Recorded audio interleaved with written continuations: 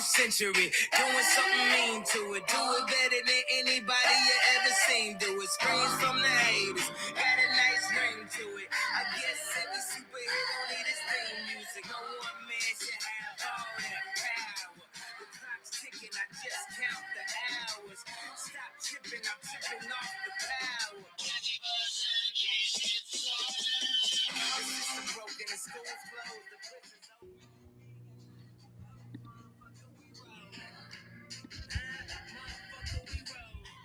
Okay, we are back. Hello, hello, hello. Welcome. MicroStrategy, MSTR True North, episode 7. We're going to get after it today. It's going to be a lot of fun. We have so many topics to talk about. Oh my God, so much stuff has happened. Hold on, let me stop sharing my screen here, actually. We'll start there. All right, we've got a crew today. So myself, Adrian, Grain of Salt, Ben Workman, Dan Hillary, and Ry Quant, as always. And we are going to go through quite a few topics because so much stuff has happened in the last couple of days. So here we go.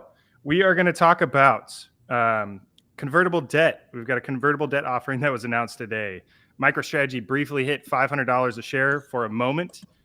Bitcoin is hit $95,000 per Bitcoin briefly, and I think it's back down. It's like 94,500. And yeah, there's so many things to talk about. So first thing I'm going to say, we do not have Tim Kotzman today, but everything you are about to hear on this show is not financial advice. While it might be very entertaining, none of this is financial advice. And we will say that at the beginning of every single one of these.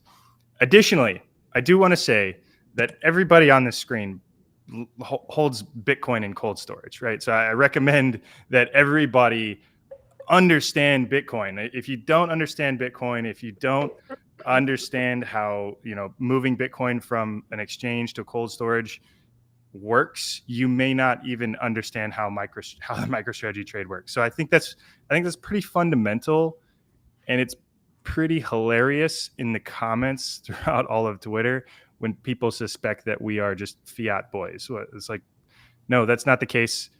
We all really like Bitcoin as well. So, we like Bitcoin, we like MicroStrategy. I think both are a great addition to anybody's portfolio.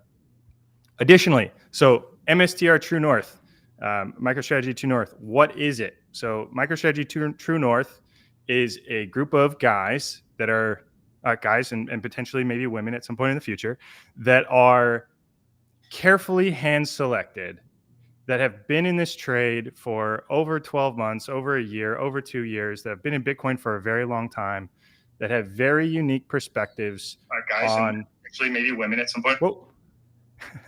That was weird. That have very unique perspectives on MicroStrategy and are at the knife's edge of what's going on in this trade. So if you do not like the opinions of some of these people on the screen, I don't care. This is effectively a investment group, an investment club. We would be having these conversations internally regardless, and we are just broadcasting it live to everybody. So just got to start with that. So let's get into it. MicroStrategy, convertible debt. First thing, $2 billion, actually, it was a $2.6 billion issuance of convertible debt that was announced today. Initially, it was a $1.75 billion offering, and it was upsized to $2.6 billion. So there was so much demand that it was increased by 48%. So Let's now, just be clear. It's $3 billion. If you think there's any chance that $400 million is not getting picked up after everything we've seen, you're out of your mind. It's $3 billion. $3 billion, right? So it's an incredible amount of cash. It's an incredible amount of cash that Michael Saylor now has in his pocket, ready to deploy to purchase Bitcoin and add to the balance sheet. So significant amount of debt. And additionally, this debt, this convertible bond, was offered at a 0% interest rate. 0. It has no impact on the cash flow of the balance sheet of the company. 0 impact on the cash flow of the company. So all you 1x MNAV bears, chew on that. Additionally, so the price of MicroStrategy is absolutely ripped over the last 3 or 4 months, right? We've gone from split adjusted $150 a share to now, $480, $490 a share. People are experiencing extreme euphoria. And that is the entire purpose of establishing MSTR True North, is to provide some guiding light in a sea of crap, right? Everybody's going to be pretending they know what they're talking about, saying that MicroStrategy shouldn't trade at a premium and, all of this information, while they haven't put in the actual time and research to understand what's going on behind the scenes from a financial perspective with this trade. So I do want to say congratulations to everybody that has made life-changing money. I think that you deserve it, right? You've put in the conviction. You've sat in this trade for a very long time. But I do want to leave everybody with a couple of things. And this is directly from Michael Saylor. He says, my advice for those entering adulthood, which I think this applies to literally everybody at any point in time in life. And he says, focus your energy, guard your time, train your mind, train your body, think for yourself, curate your friends, curate your environment, keep your promises, stay cheerful and constructive, and upgrade the world. And the last one, which is from Ben Workman, is drain the fiat. So all of those are incredibly important. And the reason I bring those up is because everybody's experiencing extreme euphoria right now. And I can't emphasize enough how important it is to take those things into consideration. Always be learning, train your body, right? This stuff is really hard to handle mentally if you are not, getting some of those emotions and feelings out of your body. That's why I've got weights in the background on my Peloton, my bike, my treadmill, kettlebells, whatever. I mean, lift heavy weights, do it all.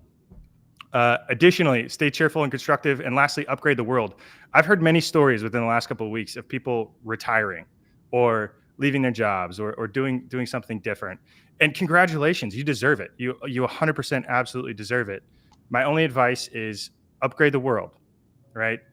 Take what you've learned in this Bitcoin perspective and go do something with it. Go change somebody's life, go improve the world, go, start up a company that's running on a Bitcoin standard, go convert a company running on a Bitcoin standard, go do something with it.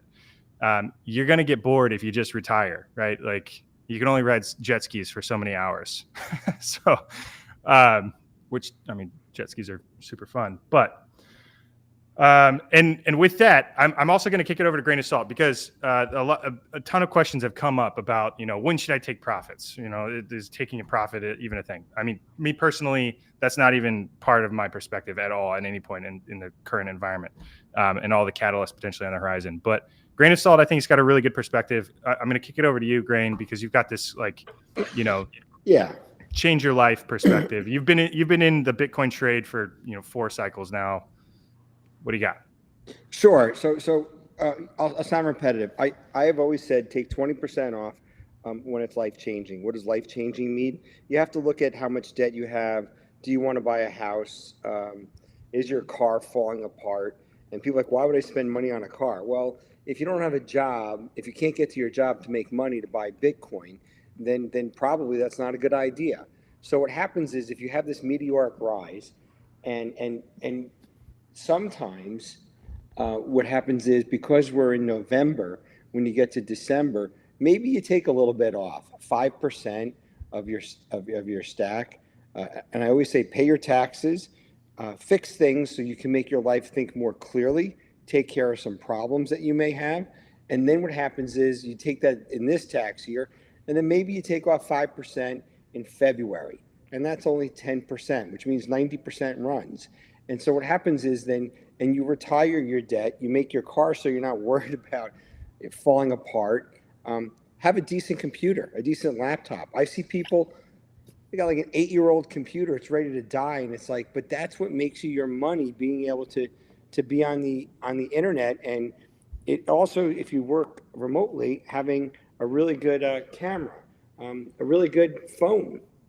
These are things, a decent phone is whatever, $800, $1,000. And so if you think you're going to be able to continue to just say, I'm going to give up everything just to buy as much as I can, but your infrastructure is falling apart, maybe you need to look at that. So again, if you make life-changing money, I'd recommend taking some off, after we find out if a triple Q happens, and take some out in this year and the next tax year. And so what happens is, if you then want to go buy a house 2 years from now, you're not just showing one big lump sum in 1 year, you show it over 2 years. So your history looks important. So again, if you make life-changing money, if you're way up, you don't have to take off 20%. Just take off a little bit and retire some debt. And it'll change you'll feel bad for a day or two, and then you'll feel so much better when the balance goes to zero on your credit cards. And then you think more clearly about, hey, now I can go watch more videos because I'm worried about paying a bill. Right. Clear your brain. Clear your brain.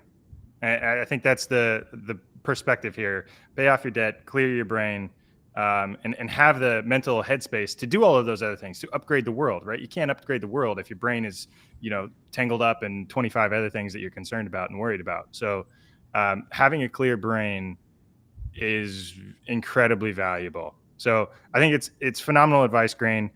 Take 10%, take 20% as needed, and hope you're wrong too, right? If you're wrong and you leave money, hope you're wrong. And if you leave 80% in the market, you hope you're wrong, and you get a 20% increased day, you're back at the same value you had prior day. You're back where you were, and now you retired the debt, and now you're thinking about how do I optimize my strategy going forward? And I think that's the part where you're not so hung up on what's happening in your day-to-day life. So I think that's pretty important. So I think that's helpful. The other thing that I hear that people that comes out now is, and it's in my title, my brilliance will not be diminished by anybody else's mediocrity.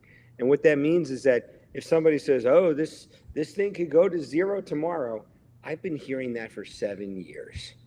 And what that person is saying is that they didn't do any homework. And for them, they think it could go to zero tomorrow. That's what prevents them from investing. So they're not actually telling you not to invest. What they're saying is their fears that's going to happen because they didn't do any of the work. And so you have to think about when somebody says something, many times it's an admission of what they don't understand or know. And that's why it becomes a lonely path doing this. And this is why you can have a community at MSTR True North, or on Twitter, or X, whatever the hell it's called, that you can then have people that explain to the community how to get things done. So I think that's pretty important. Yeah, absolutely. Absolutely. Thanks for the perspective, Grain. Sure. Yeah. So everybody's experiencing euphoria. Take a step back, go work out, get exhausted, have a protein shake. We're going to get back at it today. That's why I wear a collared shirt. We're working, right? This thing is going to keep going, and it's going to keep going much, much, much, much higher. And we know that because we've done the math, we've done the work. And that's why this is a very serious call, and we take it very seriously. And that's how we operate when we're in the market as well. And so, putting all of our collective brains together to bring this information to the entire group. So thanks, Grain. So let's shift gears. Oh, also, we have not experienced mania yet. We are not even close. That was the other thing I wanted to mention. Nobody knows what's going on here today. Dan, I think you posted this post. It was like CNBC was talking about MicroStrategy, and I think at the end of the video, they said, like, it looks like a flywheel. It's absolutely insane. It's like, well, yeah, it was right at the end. Yeah, he looked at the chart and he said, I think that's a short. But then he said, but if it keeps going higher, they can buy more Bitcoin. And it's like, that's all you need to hear. And it's crazy. It's that guy's job, right? We've been talking about this for 12 months, and it's that guy's job, and he's just now figuring it out. So it's absolutely incredible. This is not mania yet. People do not understand fully what is going on here. In fact, I continue to learn every day about the complexity, the nuance, the size of the market, the structure of the capital pools, the structure of the debt transactions, how big that market is, how big the pools of capital are, who trades them. I'm learning stuff daily. And I've got a background in business economics and finance, and I've been working in the reinsurance market for a decade, and it's going to take a lot of people a really long time to figure out truly what is going on here and get onto the same level of some of the people on the screen and some of the people that have put in the work of the last 12 months getting to understand what's going on here. So I continue to use the irresponsibly long group size as a decent indicator of kind of where we're going. I think there are 15,000 people on the irresponsibly long community. We are starting to add people at roughly 400 or 500 people 400 or 500 people a day, maybe 1,000 a day. I think we added 1,000 in the last day. So it's starting to increase really rapidly. To put it in perspective again, r/Wall Street Bets, when the GME, the GameStop mania happened, went from 600,000 people to 10 million people in a week. So I don't think we're anywhere close to mania. I think there's significantly more room to run from a mania perspective before folks really understand what's going on here. Additionally, if you think about a mania scenario, let's say Bitcoin blows out to 125,000, 200,000 really quickly. MicroStrategy, if the market tries to turn off MicroStrategy from trading, it's going to turn off. Bitcoin's going to run behind the scenes, and MicroStrategy is going to open up higher. And you can't turn off trading. And what paused and stopped the whole GameStop trade was they were able to stop the momentum. They were able to make people sit and think about what was going on with the trade and understand really what they were holding. And then there was clear manipulation too, with turning off the buy button on Robinhood, all these other things. So that doesn't exist with Bitcoin. You can't turn Bitcoin off. You can't call the Bitcoin CEO and say, hey, stop making the price of Bitcoin go up. There's none of that. So we've got a lot of potential growth here as well. Additionally, I'll kind of stop there. So let's go into some call option perspectives, because I know, or actually let's talk about a few things. So first of all, IBIT options went live yesterday. So you can now trade options on IBIT, which is pretty incredible. Ben, Ryan, Dan, I know you guys have some thoughts. You've done research thinking about IBIT options. What is your perspective on kind of size and scale? I think there's a lot of opportunity for the price of Bitcoin to run based on how these options are designed. Yeah, I'll let Dan and Ryan cover some of the details here, but one important point that I think people need to understand about why these options have been impactful to the Bitcoin price, because a lot of people might not understand what the actual connection is, but all the volume that you saw in like the IBIT options yesterday and then the other ETF options today is initially all these calls are essentially sold naked to start, right? So these market makers are selling all these calls, and those calls have a delta. So if these calls have a delta of 50, it means that because each contract has 100 shares, for every contract that they sold with a 50 delta, the market makers would now need to go buy 50 shares of IBIT. And what's important about that is when they have to buy shares of IBIT, that money then translates into the spot Bitcoin market because they have to go buy Bitcoin with that. So that's the connection that people need to understand about why people are getting so hyped up on these options. One, there's a ton of people that love to own long call exposure to Bitcoin. And this is a much more palatable way for a lot of people to do it if they haven't put in the time to understand what's going on with MicroStrategy. They understand IBIT, and most people are bullish on Bitcoin. So you're seeing a lot of volume come into the market now, and that volume is pressing these market makers into buying shares of IBIT, which forces IBIT to buy actual Bitcoin. So they do have a pretty significant impact. And now that they've launched, the more interesting thing is going to be watching how much capital starts flowing into IBIT or any of the ETFs, BitB or any of them, just to see whether options make a difference in the comfort level of corporations who may have been interested in getting Bitcoin exposure with their cash, but don't want to deal with the custody issues. Now that they have a hedging mechanism in place does that bring more capital into the market for it? So we're going to see that here probably over the next month or two. But the initial pop that you saw in all those options and the volumes, which I'm sure Dan or Ryan actually have figures on, that's what started causing some of that activity in the spot Bitcoin market that you were seeing as the price started to move. Yeah, so for me, I really don't have too much thoughts on IBIT options. I know there's some weird like limit on position sizing or something like that. I think that the bullish takeaway is that these things just end up disproportionately benefiting MicroStrategy in the same way that, you know, the spot ETFs themselves just benefited MicroStrategy. I think all the smart money has already placed their bets, especially in MicroStrategy, whether it be Capital Group, and we can get into that later, whether it be like mega funds like them or even like people on this call. I think people's bets have already been made. I'm going to post the call skew numbers for MicroStrategy later tonight. And I think that really tells the story. And just a quick piece on what that is. When I talk about call skew, I'm not just talking about the very high options open interest that we have for January of 2025. What I'm talking about when I say call skew is it's an idea that starts with the idea of put call parity. So let's make the math really simple. Imagine you have a stock that trades at $100, the $110 call and the $90 put, right? Both of them are 10% out of the money. We call that equidistant. They should basically trade at the same price.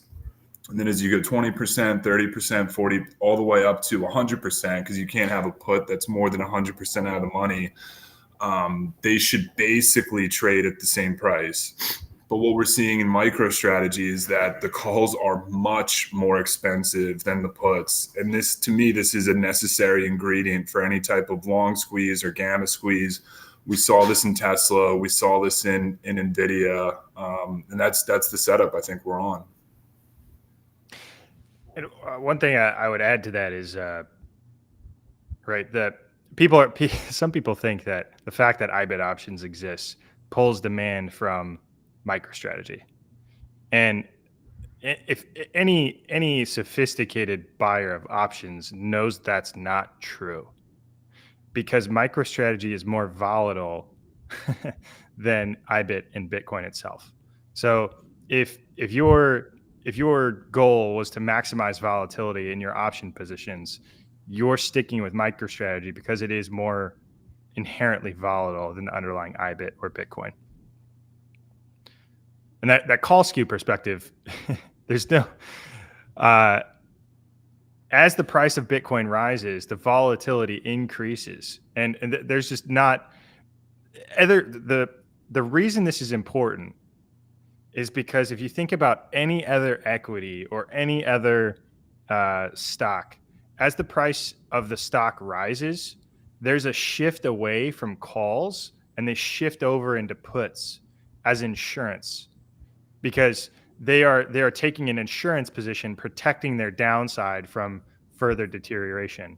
Now, when the price of Bitcoin rises, it's almost the opposite. Like you get this dumbbell effect that goes like heavier on both sides, on the call side and the put side, which creates even more volatility and a nightmare for all the dealers that are offering these types of products. It's a complex topic, super complex topic. Go ahead, Dan, rip it. Yeah, but I think it's super interesting. And what you're talking about is exactly what kind of leads to a gamma squeeze. And gamma is like it's a second derivative option Greek. So delta is the rate of change of the option based on the change in the underlying price. So it's like that's kind of straightforward. But gamma is the acceleration of that, right? So it's how fast this delta is changing. You can think of it as the acceleration of the change in option price based on MSTR going up or down based on whether it's a call or a put, right? And so there's a couple things that make gamma very high. And it's actually not what you'd originally think. So at the money calls have the highest gamma. So right now MSTR is trading around 470. The highest gamma would be a 470 call that's near to expiration. And that's because the theta decay kind of takes over. And so changes in the price really, really affect the price of the option as we get closer to expiration. And so if you look at the strikes, 2 weeks out, 3 weeks out, 4 weeks out, I'm looking at them here. And you can see there's a ton of open interest at these really high prices. So, for example, if you look at the December 20th calls, for all of the out of the money calls, the highest open interest is actually at 760, which I think is the highest that was being sold today for December 20th. And then for December 27th, the highest open interest is at 800 for out of the money calls. Those, again, out of the money calls. What that means is as the price of MicroStrategy continues to rise and those out of the money calls become right at the money, right, and it's closer to expiration, the gamma is as high as it could possibly be for these calls, or the acceleration of the change in these options prices. And that's what causes the market makers to have to rebuy shares and purchase more shares and to hedge that risk. And that's only one piece of the puzzle, right? Jeff will talk about all his deep in the money contracts that he's going to exercise that market makers might not even be prepared to sell to him. So it's kind of a two-part dynamic system where this delta is just going to keep getting, or the gamma is going to keep getting really, really high right on these expiration dates as we keep going up and up the options chain and new strikes get introduced. Yeah. 990s are getting introduced, apparently. I just went out and looked. I'm seeing 990s and I'm seeing pricing. Like, this is how nuts some of this gets, right? Wait, Ben, you said 990 strikes? I figured that would perk your ears up, Rain. Yeah. Wait, So 990 they strikes, got and them I'm for already January? seeing pricing on 970s. Like right now, to sell a covered call at 970 for February gets you $90.15, or $9,000 for every 100 shares that you have, right? Which is a lot of money for a February for something about double out of the money, right? Not that I'm telling people to go do that, but I'm saying, like, that's what's starting to happen is they're cranking up the implied volatility on these things as the stock moves, and that pricing's just pushing higher and higher on these options. But yeah, so 990s you'll probably see tomorrow, Grain. So I know what you'll be doing. $9,000 at every 100 shares, huh?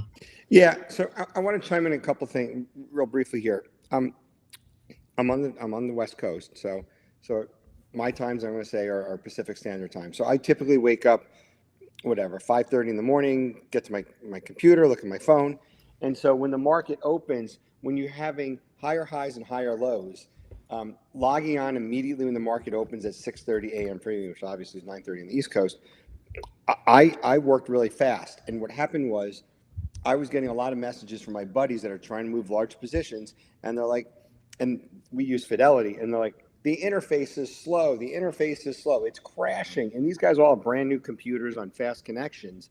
And I was just quicker. I just went in, click, click, click, click, made my transactions. And then throughout the day, people were like, how did you get these fill prices? And I'm like, my computer was fired up with the option chain ready, and I started buying and immediately started selling immediately. So I sold immediately, and then I picked up the January call because that's the one that was most important and most susceptible to what these guys are talking about here. So I sold very quickly to get enough money. Then I bought the January, and then I worried about clearing the rest of the lower strikes, so then I can go buy the February and the March. So the strategy was I had to be done in 20 minutes. And then I got these complaints throughout the day. The other part I want to say, what Dan is saying, and these guys are talking about, the theory is all correct. It's all correct. But I had an advantage, and I had a different approach. My approach was I built out a ladder, whatever it is, 4 expirations, 3 strikes, to see the behavior. And then on a daily basis, I said this before, I was able to see the daily, I sort by the daily returns. And then I was able to see the behavior and compare them, and then figure out, obviously, that they're near dated, given the price change in to buy it for a given strike was so much lower, obviously, on the nearer one, that it made sense to go a little bit stronger there. But so these guys are talking about, hey, this is what happens with this. I just look at as a dashboard, and I just look at the percent gains per day, and I hit sort by highest to lowest, and that's what gives me the edge to go, oh, that one's really interesting. I'm going to go buy that one. So anyway, hopefully that's helpful. Yeah, absolutely. Like as an option goes further in the money, it begins to operate like a stock. It's effectively like synthetic stock. So I've got these positions that are like incredibly deep in the money. That's basically synthetic stock.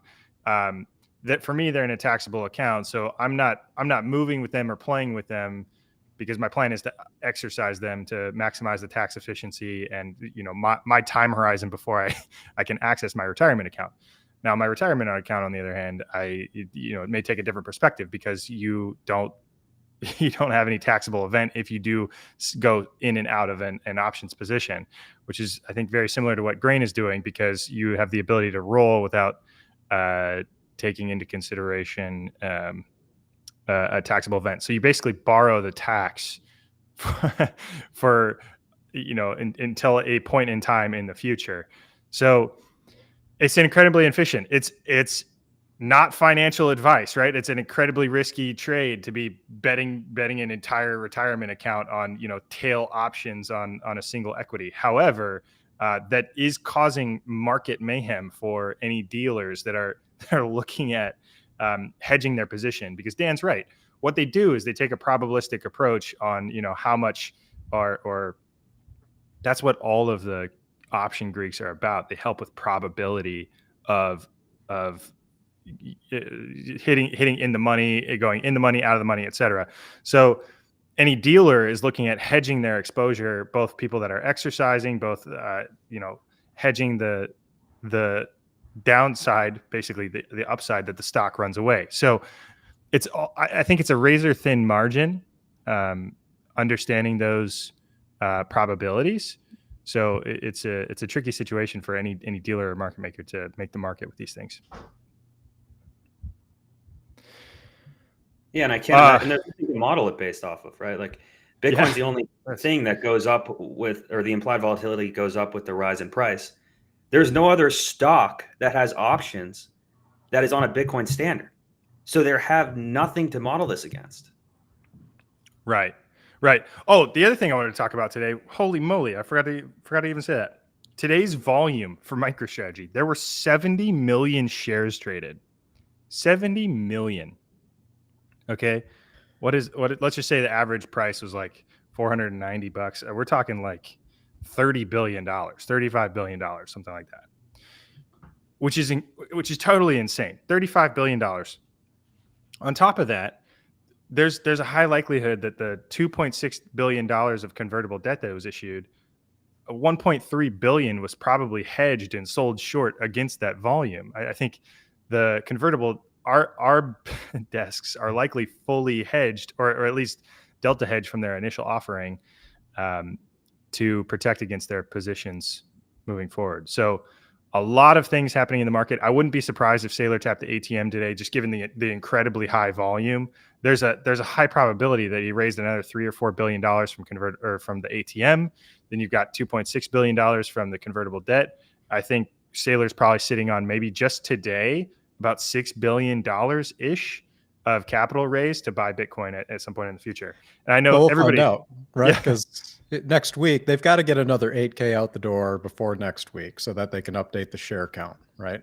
Yep. So if he's using the ATM right now, which this guy's killing me, man, because every time I put out one of these scenarios where I'm like, this would be an aggressive plan, he's like, Higher. yeah, we'll do that this month. That's cute, man. Nice, right? Yeah, nice try. That's cute, kid. But but yeah. So if he's using it, and he should be using it, right? Jeff, you and I both said this when we were doing the scenarios a little while ago about how we would approach NASDAQ inclusion and the work up to NASDAQ inclusion, is that this week's still pretty safe. Mm-hmm. So if you've got that level of volume, I don't think you can not hit the ATM. Oh, yeah. Keep in mind at some point in this week, and I'm guessing most of that should have happened already, these new convertible bonds were going to have their short positions put on, right? The delta hedges were going to be put in place by the buyers of the bonds. And there's like 4-some odd million shares. There's 4.4 million shares associated with this. So say it's 70% of those shares that would need to get sold short. That's 3.1 million shares that would have needed to be sold short. Well, with the volumes we saw, you'd never see it. Like the beauty about these convertible bonds, as MicroStrategy achieves this scale and they start improving the commercials of these debt offerings, is that less and less shares are getting tied to them. right? I mean, Right. these were 55% conversion, which is huge. So less and less shares are becoming associated with these bigger and bigger Oh my convertible offerings. So the short, like you used to see it a lot, and I know they moved around the methodology for how they were determining the conversion price because game playing was starting to happen. Like you used to see it where in the middle of a day, it would just look like a step down for like 5 hours. Well, that was because the convertible guys figured out that that was the snapshot where they were taking the average price. So they were just driving the average price down. So to get rid of that, I think they've now expanded it to be out over an entire day. So now there's not as much gameplay, so they've got to spread out their shorting all throughout the day. But like with the volume we're seeing right now, which is so intense, you can mask that entire putting on of that hedge.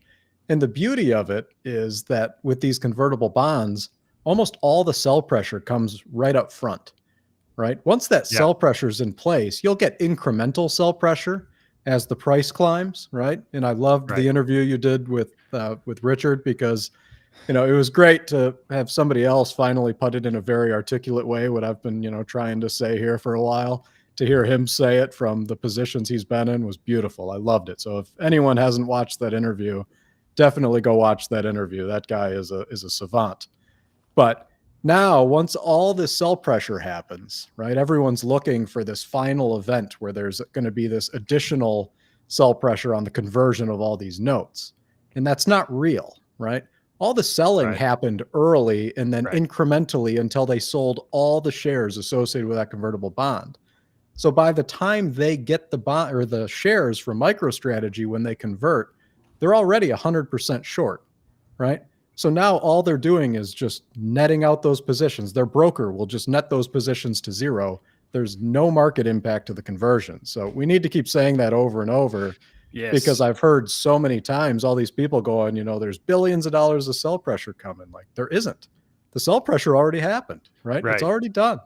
And so all you get now is the conversion, which just means he gets to go do this again, right? With more and more capital. And the higher this price goes, the further up, you know, Richard was doing the curve, right? You know, here's the conversion price and we're running up the curve.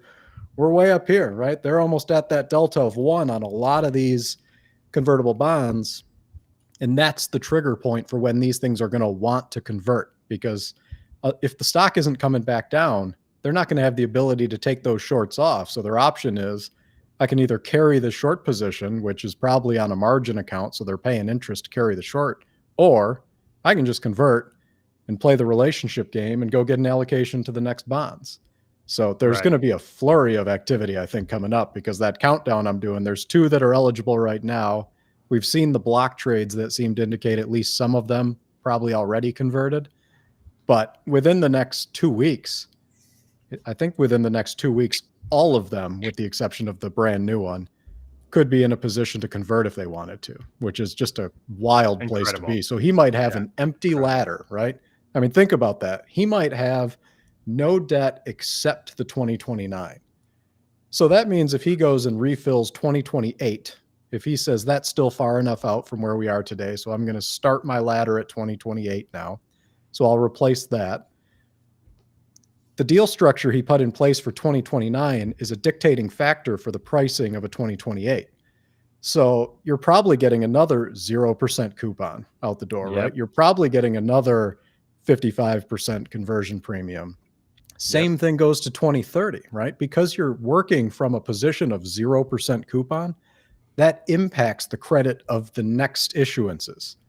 So the more he does this, he might be able to replace an entire ladder with $3 billion in every year at 0% interest, right? Maybe if he goes way out, if he goes 2033, he might have to toss in a 0.75 unless the Fed fund rate comes down, which will help him a lot too. But he might end up having, you know, $15, $18 billion and no carrying cost, which is such a crazy place to be, but it's a reality. It might happen. You hit on so many good things there. A couple things I want to solidify. If you look at the short squeeze or the short interest information, that is a misnomer. We are not experiencing a short squeeze. Every bit of a majority of the short interest that you see on this stock is hedged with equity on the other side from this convertible debt. there's a high likelihood that the short interest on this stock is very low, 3, 4, 5% maybe, which is So here's the numbers for you, right? So you got it. of the November. Of course, 15th he's got numbers. it. It's Ben Workman. You like to nerd out on these things. As of the 31st, right? I don't have the 15th showing up on NASDAQ yet, but there was 28.3 million shares short. We had 24.7 million shares tied to the convertible bonds, right? Uh-huh. So you might have, if one or two of the bonds wasn't fully hedged out already by that point, and a few probably weren't. So we might have 6 million shares out of 205 million shares short, right?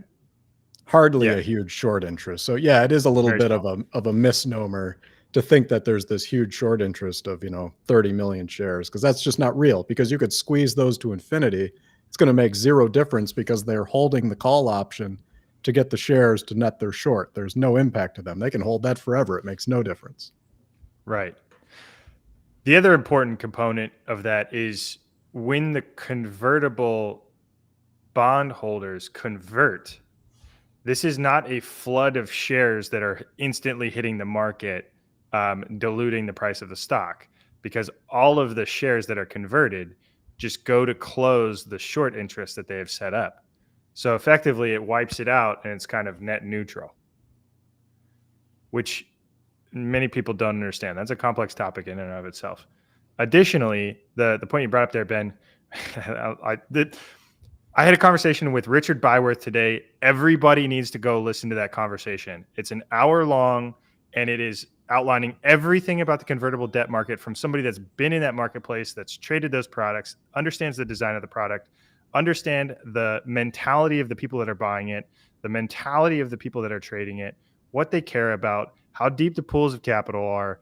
It's a phenomenal interview. I can't wait to talk to Richard again. Please go watch that.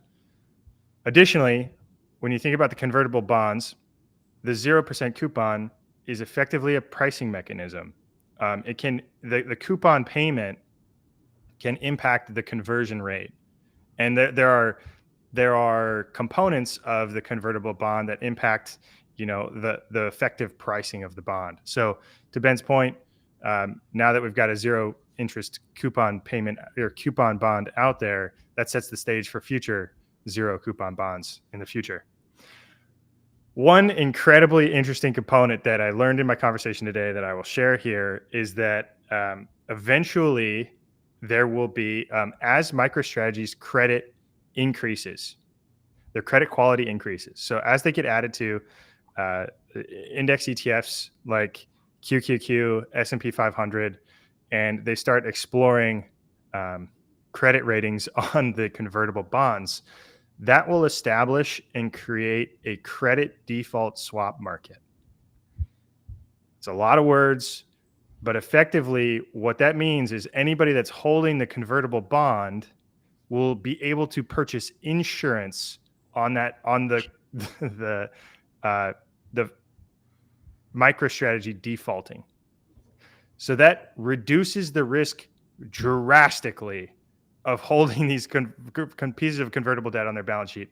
That increases the pool of potential capacity that would buy this. Can go from 21 billion or whatever that we estimate right now to hundreds of billions, 200 billion, 400 billion. That number can expand drastically because the credit market has a backstop, basically, and an insurance level backstop sitting behind it, which is a fascinating understanding of the perspective of the market. Credit quality, credit default. While you're looking at topics, we'll just give you an update. We're above $500 in the 24-hour market. So, oh my Bitcoin's 95.8. It's climbing ever since we started doing this. Not that we're impacting it, but I'm not saying we're not impacting it. I like to imagine that Sailor's just sitting on an incredibly nice recliner on his yacht, and he's just just pressing the buy button, just having a good. It's like, it's his way to acknowledge us. Every time we do a stream, he just buys one Bitcoin for every minute we're doing this. Right? Just gonna buy some Bitcoin. Yeah, I love it. The other thing I was going to talk about that I think was very interesting from the call today is thinking about information asymmetry of what's going on right here. And Adrian, we'll get you included in thinking about some price targets because I think you kind of take some of this into consideration. But there's a huge, massive information asymmetry happening right now with the MicroStrategy stock. And I'll tell you why. And it's surrounding this NAV premium. So what do we know that's happening?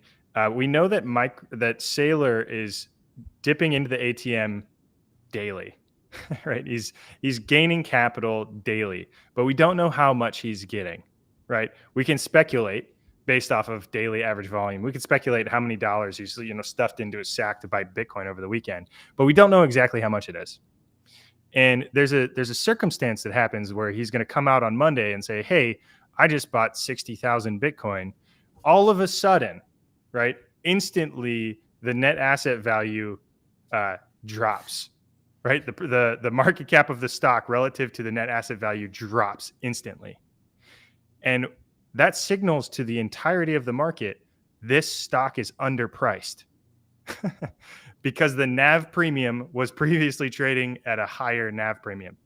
So what happens is that there's going to be investors that are going to be trading this NAV premium up and down. And there's a high likelihood that we're going to see, larger sine wave increases and decreases in what the NAV premium may be relative to the capital that's being allocated in purchasing Bitcoin. Because when you experience a situation like this, where Saylor comes out and says, "I bought this much Bitcoin," the price of the stock is going to shoot back up to the NAV premium of what it was previously trading at. And the prior high net asset value multiple effectively sets a floor for what the future NAV may be. So I think we can see a situation where traders are going to position themselves, understanding this information asymmetry and moving based on the premium, which will thrust the premium potentially higher. So it's an incredibly interesting concept. And I mean, I even recognize it as somebody that's buying the stock, right? Like Monday happened.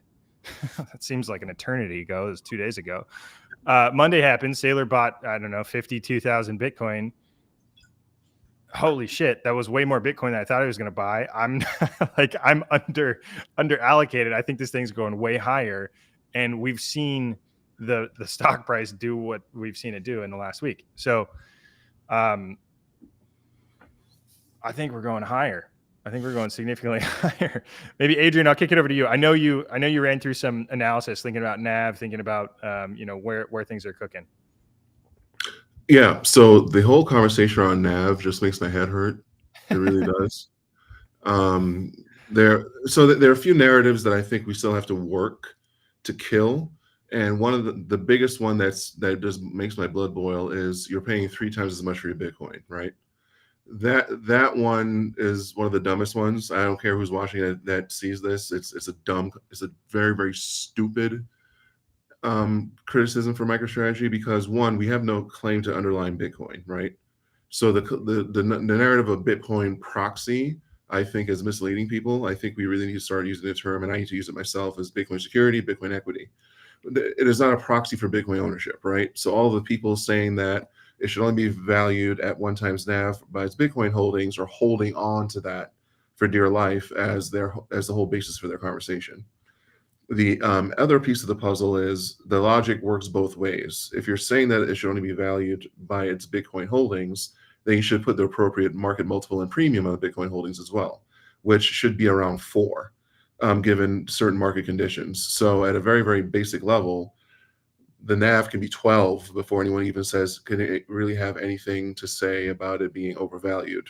And that's not taking into account the underlying business. That's not taking into account its ability to issue more debt. That's not taking into account their ability to lever this thing up, right? So the conversation is just nonsensical in so many ways that I think we have a long way to go before people really get that. And that's one of the things that I've been trying to do with this whole NAV conversation. But I put out these sheets, I show the calculations, I show how it's done. 1 in 100 people are maybe reading them. And I got to try to figure out a different way to get people educated on NAV, because they're just, It's just not going away.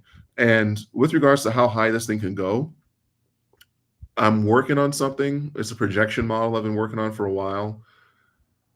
There's a little bit of machine learning. There's a lot of stats. There's a lot of things that I've been working on in pushing out this model, and I'm kind of reluctant to release it because it's a little hyper bullish, if I'm being honest, with what I've come up with, and I'm trying to find ways to. Well, that's your tweak it. perspective. I'd probably say it's bearish.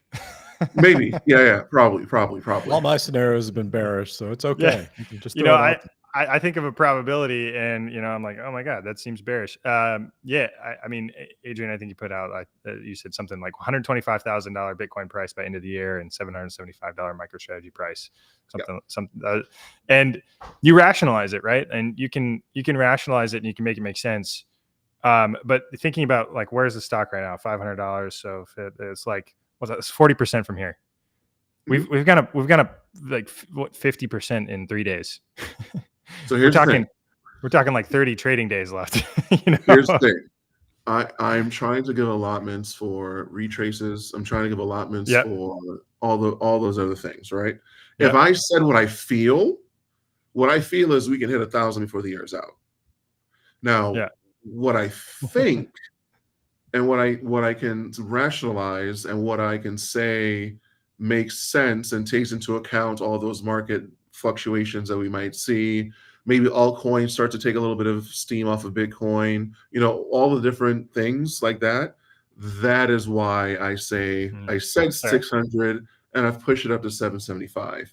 But my overall thesis has still been, and people are still pissed off with me, that I think alt season is dead. I've been saying that for about 4 months now. I think MicroStrategy, I think the Bitcoin miners, I think Bitcoin, that is the game now. I think once Uncle Larry got into it with IBIT and you have FBTC and all of these other ETFs, I think that's sucking all the liquidity out of the market. There's an entirely different user base now. These aren't people that are going to rotate from IBIT into dog with hat or smoking chicken fish, right? So it's just not going to be the same thing. And I do think there's a lot of cope in the market right now as to what's going on. And I've written up something that's about 12 pages long that kind of annihilates the whole alt season argument, but I don't want to put it out because I already know what's going to happen. I'm going to get swarmed in my inbox. I'm going to spend the next 2 weeks fighting people off, right? So it's not worth it. I'm just going to let people lose their money. That's what I'm going to do. And I'm watching the mining community slowly but surely come over to MicroStrategy. You have people posting now saying, fuck it, I'm done with miners. I'm in MicroStrategy. And they're selling their positions. Now, this is something Ben can attest to. He and I have been in the mining space, but I've been the one saying openly, I'm not bullish on Bitcoin mining for X, Y, and Z. I'm bullish on AI, right? So that I've been doing the AI plays. I think people are learning the hard lesson now with what Ryan's been talking about. A lot of these mining companies, they're just going to dilute you over and over and over again because that's the nature of the business. That's what they have to do, right? So if these individuals had put their money into MicroStrategy back in July, like I was hinting for them to do, they'll be up hundreds of % right now. But they didn't do it, so now they're coping, and that's kind of what's going on. And I've turned full troll.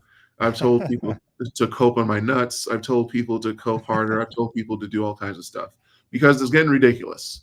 It's really getting ridiculous. I put up seasonality charts for months on miners, warning them about the fourth quarter downturn possibility in miners. I've warned about the MicroStrategy upturn potential in the fourth quarter. So I put it all out there. If you didn't read it, I'm sorry, you're losing your money. Better luck next cycle. I do think that there's. Go ahead, Ben. I do think that there's a bit of a headwind that the mining companies are going to run into here pretty shortly that I don't think it's talked about a lot, which is sovereign mining. It's going to be countries setting up mining operations because they just want the Bitcoin, right? And it's hard to compete in an industry against a competitor who doesn't care about the profit outcome. That's a very different thing, right? When you've got, borderline unlimited capital and you're just trying to accumulate Bitcoin through scaling up mining operations, right? That is a bit of a headwind. So I don't know, I still think some miners will have their day, right? I mean, it happens when all this mania stuff kicks off. And I don't even think, everyone's watching here as we try to take over 96,000. We inch closer to 100,000. And I'm still not, like, I know everyone's feeling euphoric, but I'm still not seeing it yet. Like, I feel like we've stared at these levels for so long now that you're going, what, like, well, of course we're here, right? Yeah, Like, this is where we were supposed to be if all the games didn't get played and all the bad actors didn't come in, right? If all that stuff didn't happen, we were supposed to be here like a year ago. So of course we're here, right? Mentally, this is where I thought we were for a long time, right? Just in my head, you're like 100K is like where we get started, right? Like that's where this really gets rolling. The asset class becomes big enough that it's of interest to all these different pensions and sovereign wealth funds. And now you're going to start getting bigger and bigger corporations that'll see it, as a more justified asset class to invest in. So like 100,000 kind of seems like, yeah, it's cool. And I do think there's going to be a lot of people that are probably going to sell out of this and miss all the catalysts that are coming, because 100,000 to retail traders is a very big mental hurdle to get over, right? Like the goal everyone always had when they were initially in college, and it's probably changed a lot now because, inflation and such, but it used to always be like, man, if I could just make 100 grand, like I could do anything I wanted, right? That was always the goal. And so 100 grand has been beat into people for decades. And so now you look at it and we're almost to 100 grand. I think there's going to be some people that panic and go, well, this is it, right? Like if I've got 5 Bitcoin, that's $500,000, that's 500,000, that's 5 years of working, like I'm out.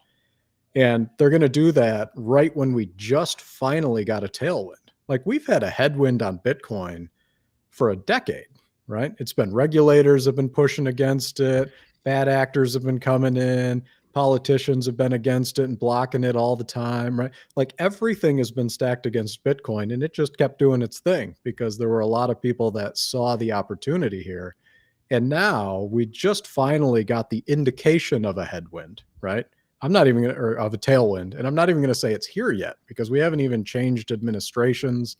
We don't have all these pro crypto people in the cabinet already. Like that's not in place. So like that's all still ahead of us. So we just got a tailwind, and hitting 100,000 now, I think is going to shake some people out. And, while you should never be upset by making a good amount of money, right? Like a gain's a gain, like take it. Don't live with regrets. Like if you made money, good. Cause most people don't, right? Most people don't even have investments. It's not a thing for most people. But if we get to 100,000 and then this tailwind picks up speed, right? Now we're just floating. And you watch it go from 100,000 to $1 million over the course of 12 months, like that's going to hurt. That's going to hurt, right? So me, I don't even look at my Bitcoin, and like it's just this. I lost them, right? Boating accident, keys fell out of my pocket. It's a bad thing, but like I don't even look at that part of my portfolio anymore because I'm so uninterested in doing anything with it right now because we just got to the point I was hoping we'd get to. And now I'm going to start thinking about jumping out before any of it actually happens. Nuh-uh, not me. No. It's not happening. Well, I think we get, like, as I put out that seasonality chart on Bitcoin, I think we can hit $400,000 by this time next year.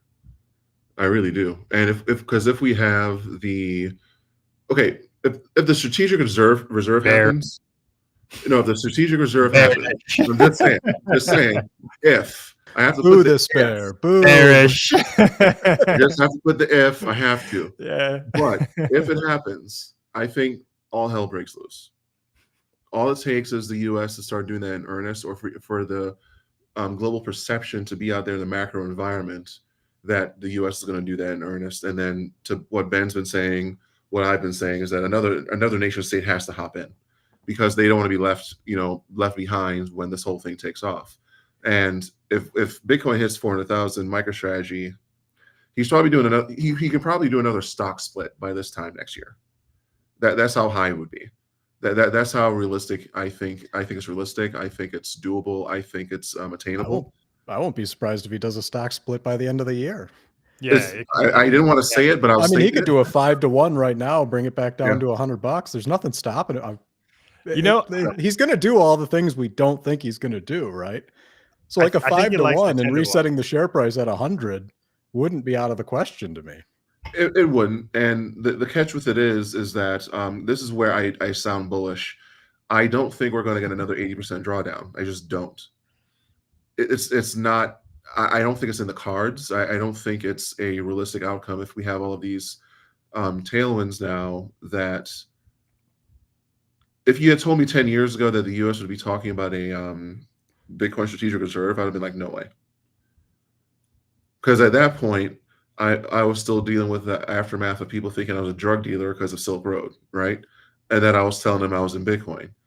People legitimately thought I was a drug dealer. Okay, so I'm already 6'3", I'm like 280, and they think that because I come out of a big SUV that I must be this shady character. And then when I mention Bitcoin to them, and all over the news, you're hearing about Silk Road and people selling drugs and doing like hits on Silk Road. The kind of shit I got for 2 years was unreal, right? So if you had told me then that we'd be here now, I would have thought it would be impossible. So if we hit that point, if we do get the strategic reserve, if we do have all of these tailwinds that are hitting, the 80% drawdown is not going to happen because we got Uncle Larry and we got the Orange Man in the White House that have a vested interest in keeping this thing running. And then if one of the BRICS nations gets involved or one of the UAE nations gets involved, it's where's the great sell-off coming from? Who's going to want to do it?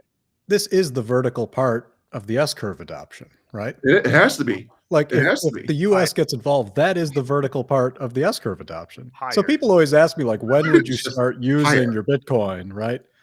It's like, well, when all the nations are trying to get in and we've run up the vertical part of the S-curve, right? Like if you think that's coming, and I don't even think it's dependent on the U.S., I think it accelerates it. But if you're game playing it out as if you're a hostile nation towards the U.S., there's a few of those out there, and you're looking at this, if the U.S. said, we're not going to do this, that would be like Christmas Day for me. I'd be buying all of it because I'd be pushing this. I'd be forcing every other smaller country in the world that wants to do any type of trade with me. And if I'm an oil nation, there's a lot of them, I would force them to buy it from me in Bitcoin. I could force the US dollar out of those markets, right? Yeah, that would be my attack if I was some hostile world leader. Luckily, I'm not.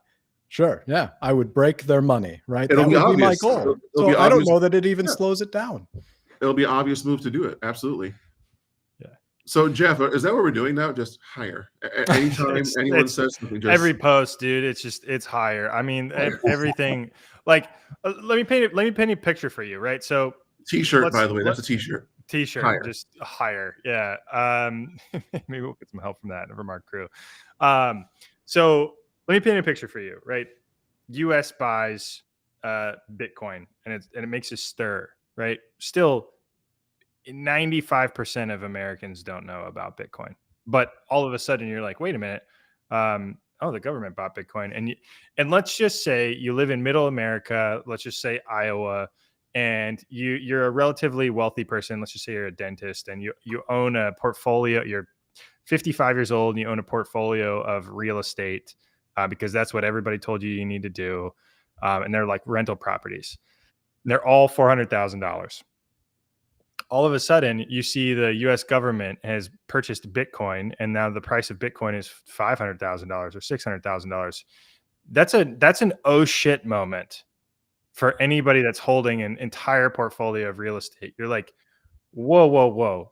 And it's like alarm bells are ringing off in their head. They may not know exactly what those alarm bells are, but it's opportunity cost of capital is sounding alarm bells in their brain. And they're saying, whoa, there's an alternative thing I can purchase here that I don't need to worry about maintenance. I don't need to worry about decay. I don't need to worry about vacancy. I don't need to worry about property tax. And all of a sudden, opportunity cost of capital, I'm dumping my entire $400,000 rental portfolio on the market and going to buy Bitcoin because it's a much better alternative. And that $400,000 figure is monumental. $100,000 is big. I think there's going to be a core group of people that will come into Bitcoin above $100,000 because that's just a nice round easy number for people to be like, wow, I should take this seriously. But $400,000 is a huge number that I think is going to shift marketplaces drastically, because the opportunity cost of capital fundamentally changes overnight. And Adrian, to your point, and $400,000 is the median U.S. home price in America. And I think that's really, that would be something that's really good for all the U.S. Americans.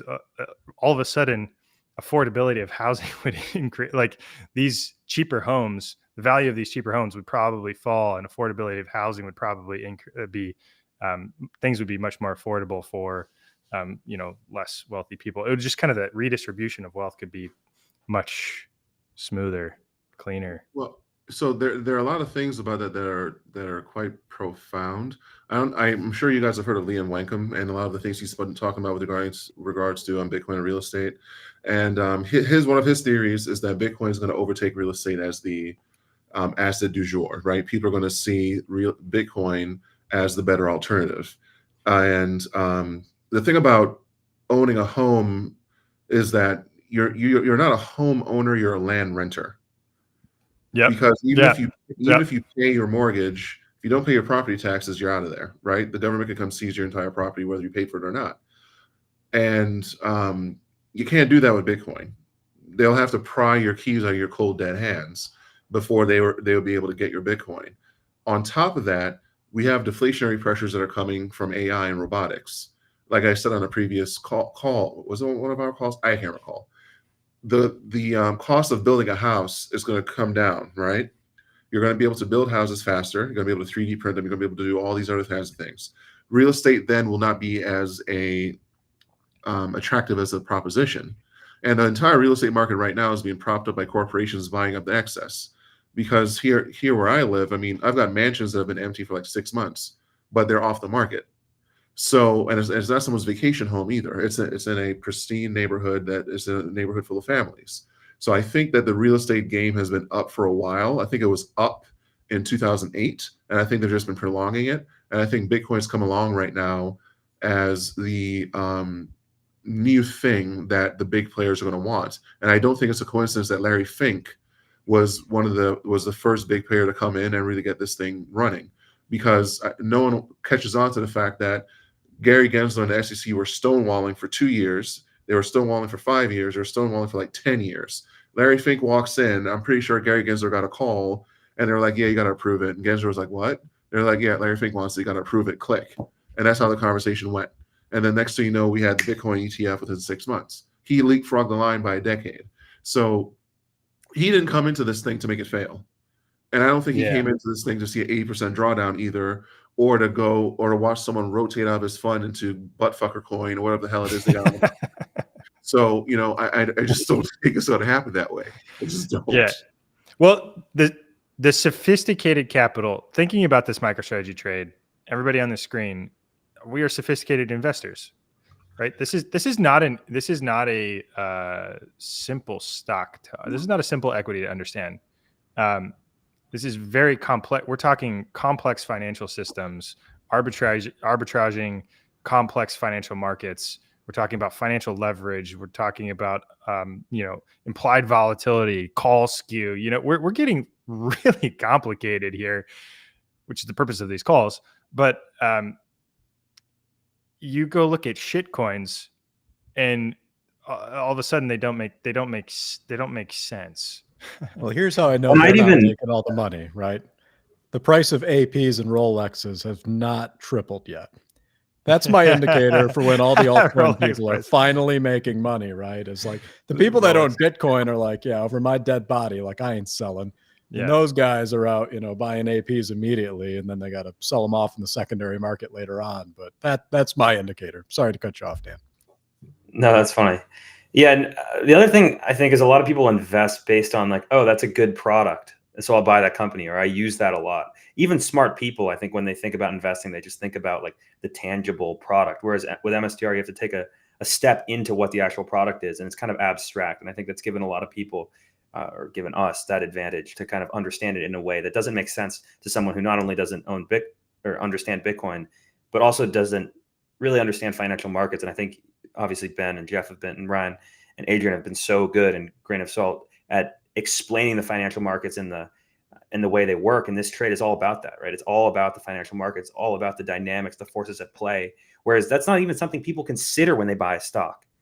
Like, right? They go buy Airbnb with Apple. IPOs. It's like, yeah, it's like, oh, Airbnb, use that all the time. It's great. I think more people are going to use it, and they buy it, right? And like, they're underwater. So like, that's how people think about investing when really, there's just so many big, and I think Jeff's perspective into big pools of capital has been so influential in this trade, understanding where it can go and kind of predicting how big these Bitcoin purchases have gotten and might get in the future, which is not something like even a year ago, right? Like none of us would have guessed, or I would have never guessed the rate at which they acquired Bitcoin the past 20 days. Like that has just been, I think it's changed my entire price target of the stock and a lot of people's. Sailor's not I think full it surprised retard. all of us. He's not full retard. He has, and it's fine. But the other thing that pisses me off too, and I know you guys probably feel the same way, whether it's Kruger or some OG Bitcoiner or someone in the comments talking to us like we don't know what the fuck we're talking about with this stock. Like you know it's a Ponzi scheme, right? Like have you really broke it down and understand how they're going to make money? How are they going to pay for this? It's like, where's the yield come from? It's like, yeah, we're We're going to pay 3 times your 0%, Bitcoin. guys. We ain't paying nothing. if they understood the volumes of data we have between us on this thing, and that we've been talking about this ad nauseum inside and out for the better part of a year now, and it just drives me crazy. And people or people in the mining community saying that, well, miners are a better investment because of X, Y, and Z. They have cash flow, blah, blah, blah, blah. Or I'll rather invest in NVIDIA because of X, Y, or Z, blah, blah, blah, blah, blah. Or cold storage Bitcoin is still the best way because all you're doing is paying 3 times as much for your Bitcoin. They don't get it. They just don't, because they haven't spent the time. They haven't broke it down. They haven't looked into it. And a lot of people are going to be really butthurt in about 6 months when this thing really runs off. So, well, you've also got to get past that. Like a lot of people right now are trying to find the formula for valuation here, right? That's going to be a very hard thing to do, because what you're trying to value is what is the playground for Wall Street capital worth in the world, right? Ooh, Ignore the Bitcoin. Ignore the Bitcoin entirely, right? Say that doesn't exist. What does a really deep pool of liquidity on a stock that trades like crazy, right? What value does that bring when the options are trading like crazy, the premiums are moving all over the place, it's up, it's down, right? What value do you think that brings to firms whose entire basis for existence is generating returns, right? And now you've got one single product that you can go utilize in any way you want to, right? You can create all kinds of products just trading around the derivatives of MicroStrategy to generate different outcomes. So what is the playground for Wall Street capital worth? I don't know, right? Like that's the part I've been trying to grapple with, is people keep going, well, eventually they won't want to invest here. And you're going, well, what's going to make it unattractive? Like say it goes down, like they're going to love that. Well, and then it goes back up. They're going to love that too. Like, I don't know what's going to make it unattractive. So I'm not sure how to value that, quite honestly. I have no idea. higher. But I know it's worth way more than its net asset value. That's absurd, right? Yeah. Like you've got trillions of dollars of capital trying to get in the door to the one place people are making money, right? Right. What value do you put on that? It's a lot. I don't know what it is, but it's a lot. We're going to find out. It's more than Right. 3 times and a half, that's for sure. Well, I talked about it with Richard today. I think what we're going to see is MicroStrategy is going to get thrown up to the top of the leaderboard, and everybody's going to look at these top 7 companies. They're going to look at MicroStrategy and Google, NVIDIA, Apple, Amazon, and they're going to start to say, well, which one of these companies is going to be around 10, 15 years from now? Why am I paying 60 PE for Google when I can buy this other company, MicroStrategy, that holds more Bitcoin? And on the, if people figure out Bitcoin and you start having this like cost benefit analysis happening on a large scale. And I think even Saylor mentioned this on a space the other day. Like if I had a quiet room with, Warren Buffett. If I had a quiet room with Warren Buffett, I think I could make tell him he should buy Bitcoin. I think he would. Yeah, it was on the PBD podcast, wasn't it? Was it PB? Yeah. PBD, whatever the hell it is? Yeah. Yeah, and I mean, shit, he's got like $238 billion in cash, and it's just bleeding, right? Like shareholders are losing $3 billion a month basically because the cost of capital is just significantly higher than the cash that they're holding on the balance sheet. So I don't know why anybody would be holding Berkshire Hathaway right now when you've got other companies that are significantly outperforming the cost of capital, literally just by like holding.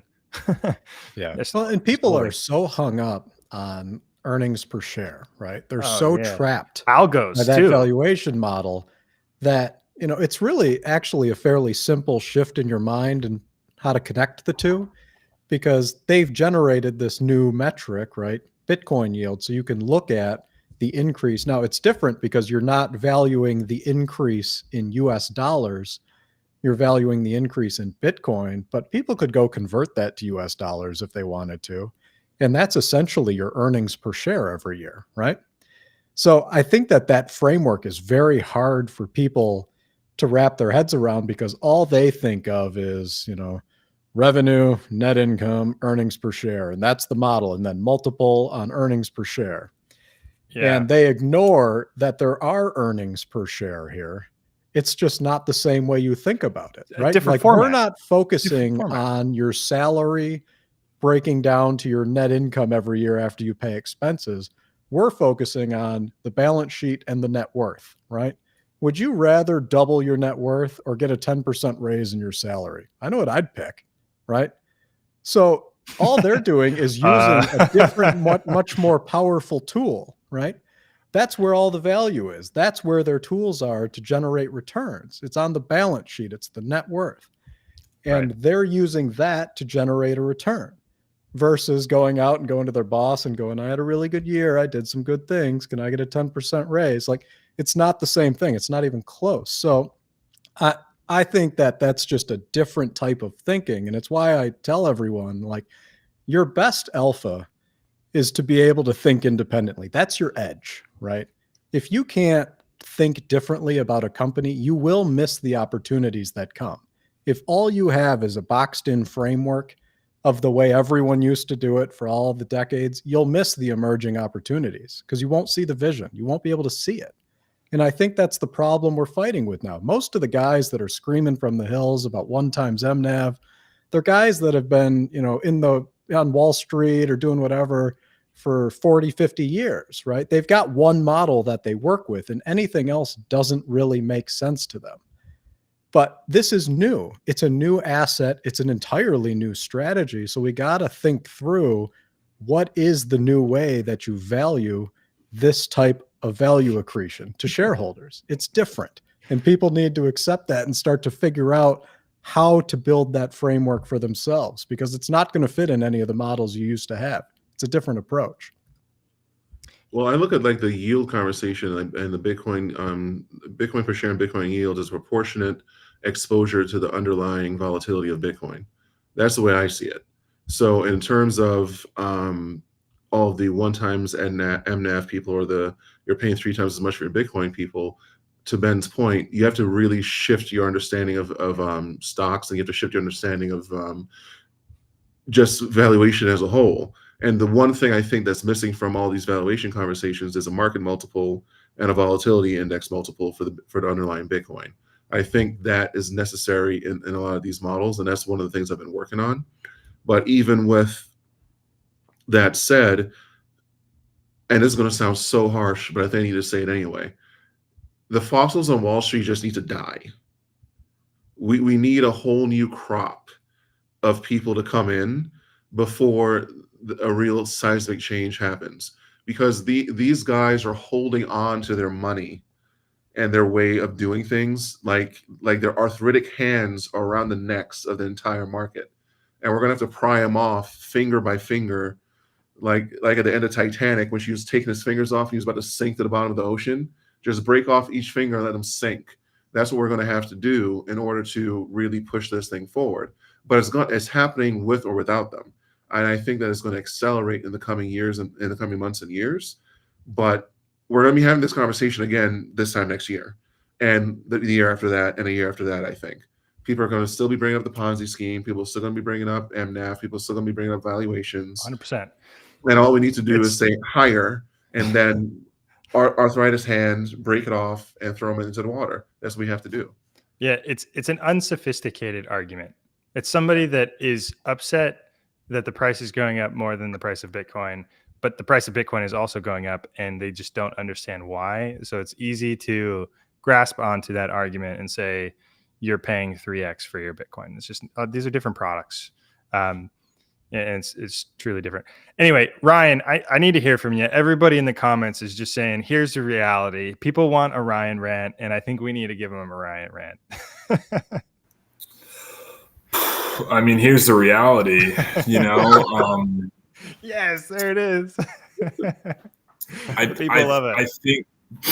I think the scene of the movie that we're at right now in The Big Short is when Mark Baum gets on the phone and is like, it's time to call bullshit on everything, right? I mean, these two quick things. These like 1x MNAV bears are favorite people, you know what I mean, on Twitter.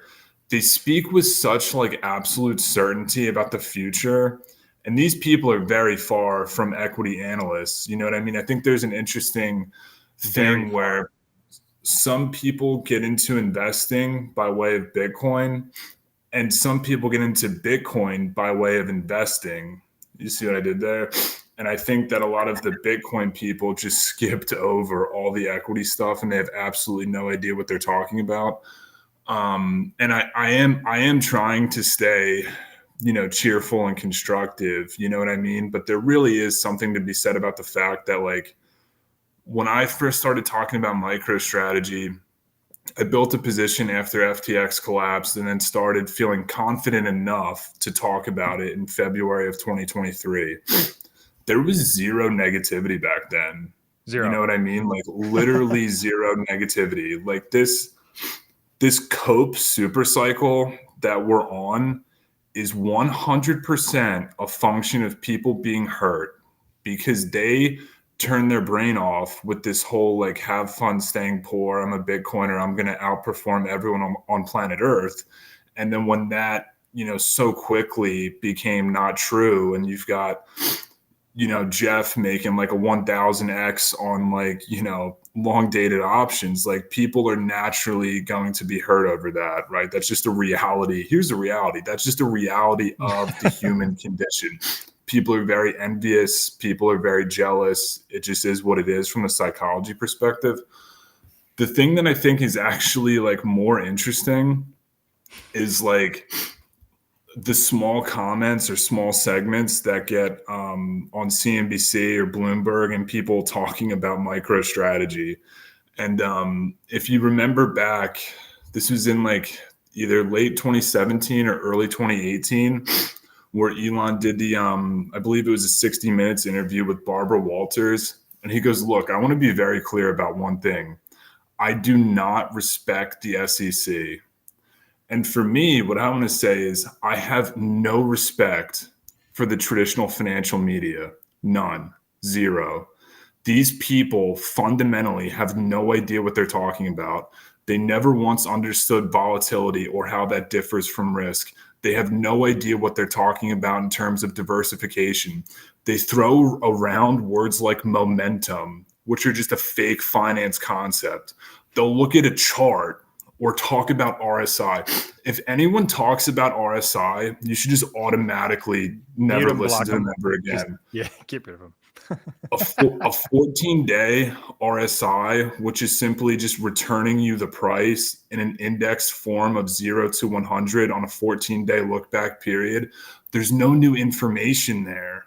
It's just returning you the price. And it's so not telling of where price is going to go. I can show you charts of Tesla at the end of 2019 where the RSI was slammed at the top and it hung there for a while. And people were like, shorten the stock here. It went up by a factor of 30 from that point. So these metrics and stuff, people drawing the lines on the charts, I mean, it's just crazy. But the traditional financial media are absolute idiots. And they have 1 to 2 talking points for every stock, whether it's just like, oh, you know, Lululemon's free cash flow yield went up 10%.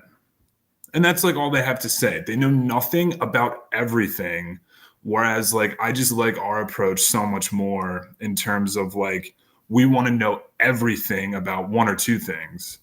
And so, yeah, I really hope some of us get the opportunity to go on CNBC. I already have my speaking points lined up if I'm lucky to do it. But we'll see. It'll be fun.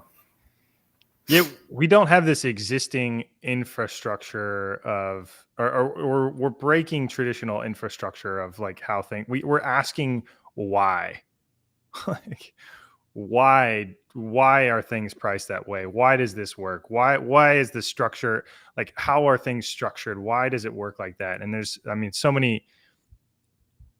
In sitting through this trade, there have been so many times I've asked, why does that, wait, hold on, why does that work? what is that? And try to break things down and start from scratch as if I didn't know anything about anything and try to kind of break your reality, which, yeah, it's really, really pretty fascinating. Ryan, Okay, epic rant, dude. I just want to also say for the record that I've gotten like 7-8 messages on Twitter of people saying that we need a higher t-shirt. Here's the reality t-shirt. I got one vote for, this is going to sound harsh, t-shirt from me. And another one just wants a t-shirt of Ben in his dark background in a poorly environment. That would be awesome. Just a screenshot of Ben in his dark background. Just a screenshot of Ben in a dark environment, just on a t-shirt. I can't talk right now. I just bought mstrcope.com. So. Oh yeah, you didn't. Yeah, I did. I just bought mstrcope.com. Yeah, somebody posted that. So pretty soon it's going to be a chart of it going vertical and Sailor telling everyone there is no second best. It's going to be amazing. So higher.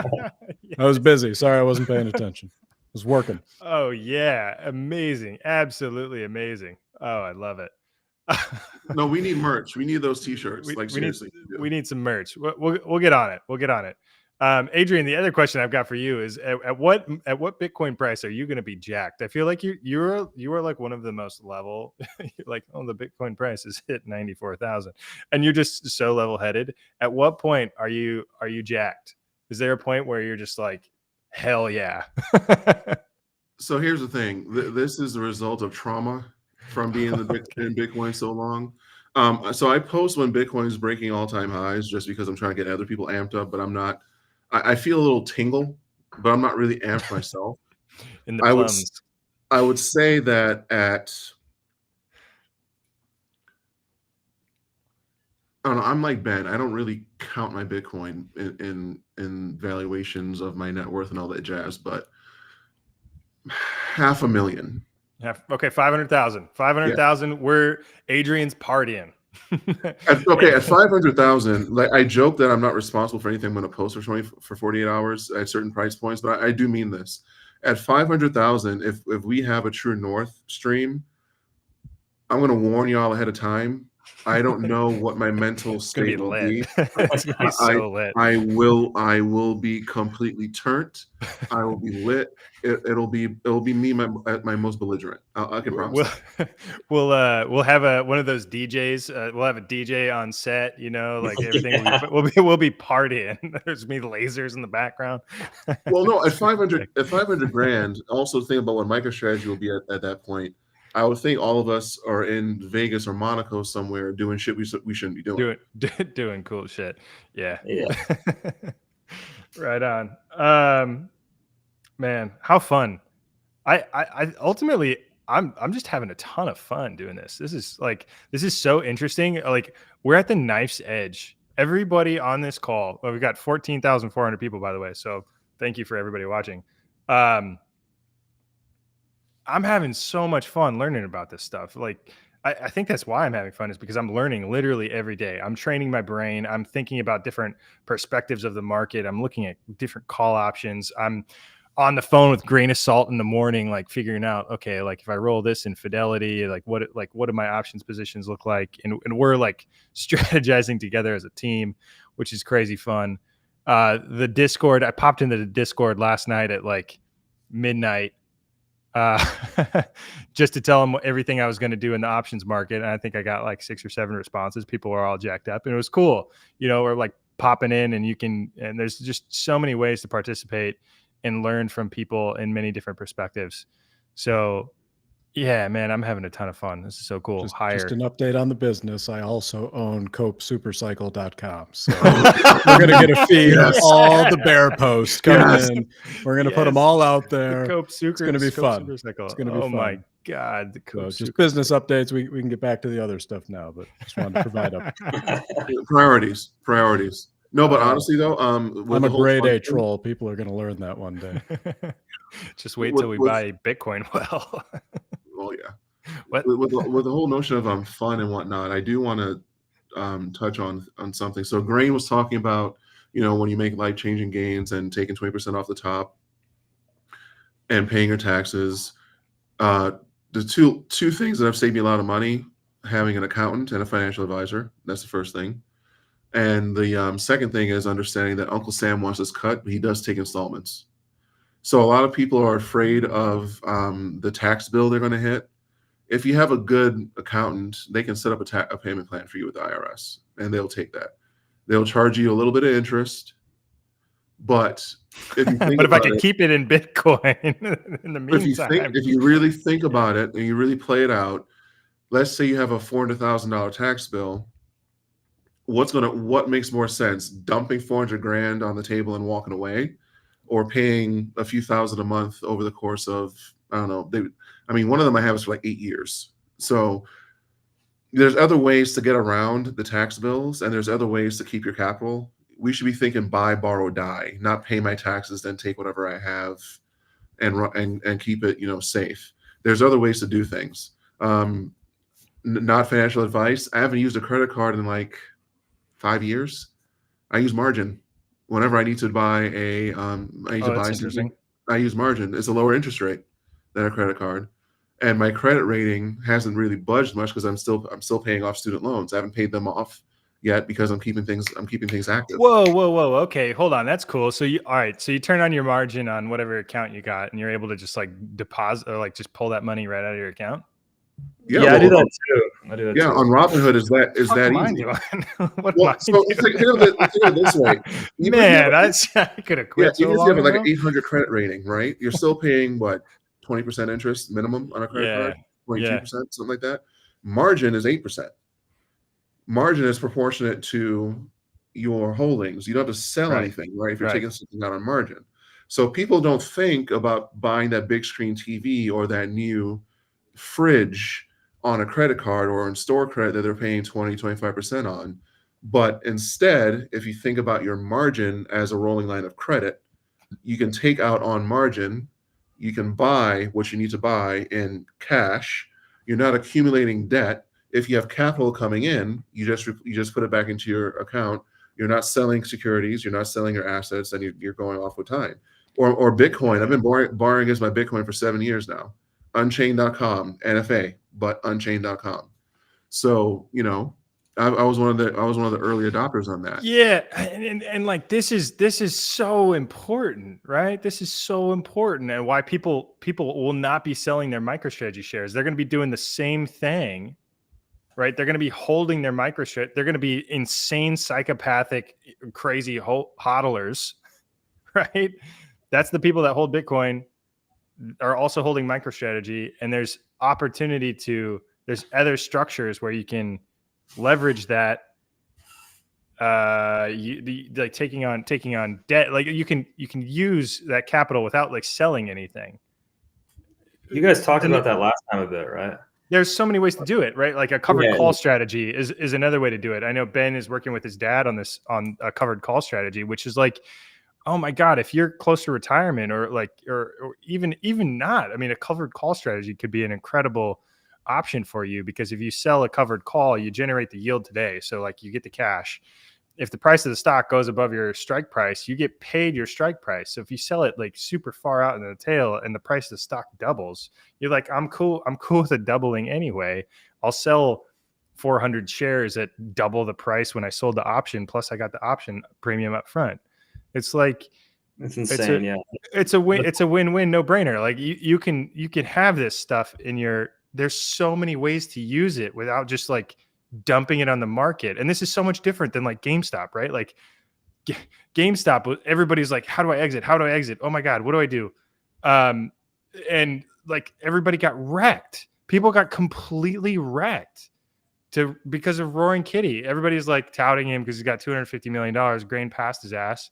But like he totally wrecked like hundreds of thousands of people because there was no exit strategy. The exit strategy was like burn the hedge funds. And it's like, well, it turns out the hedge funds are really fucking powerful and they can break that. They could break that shit up.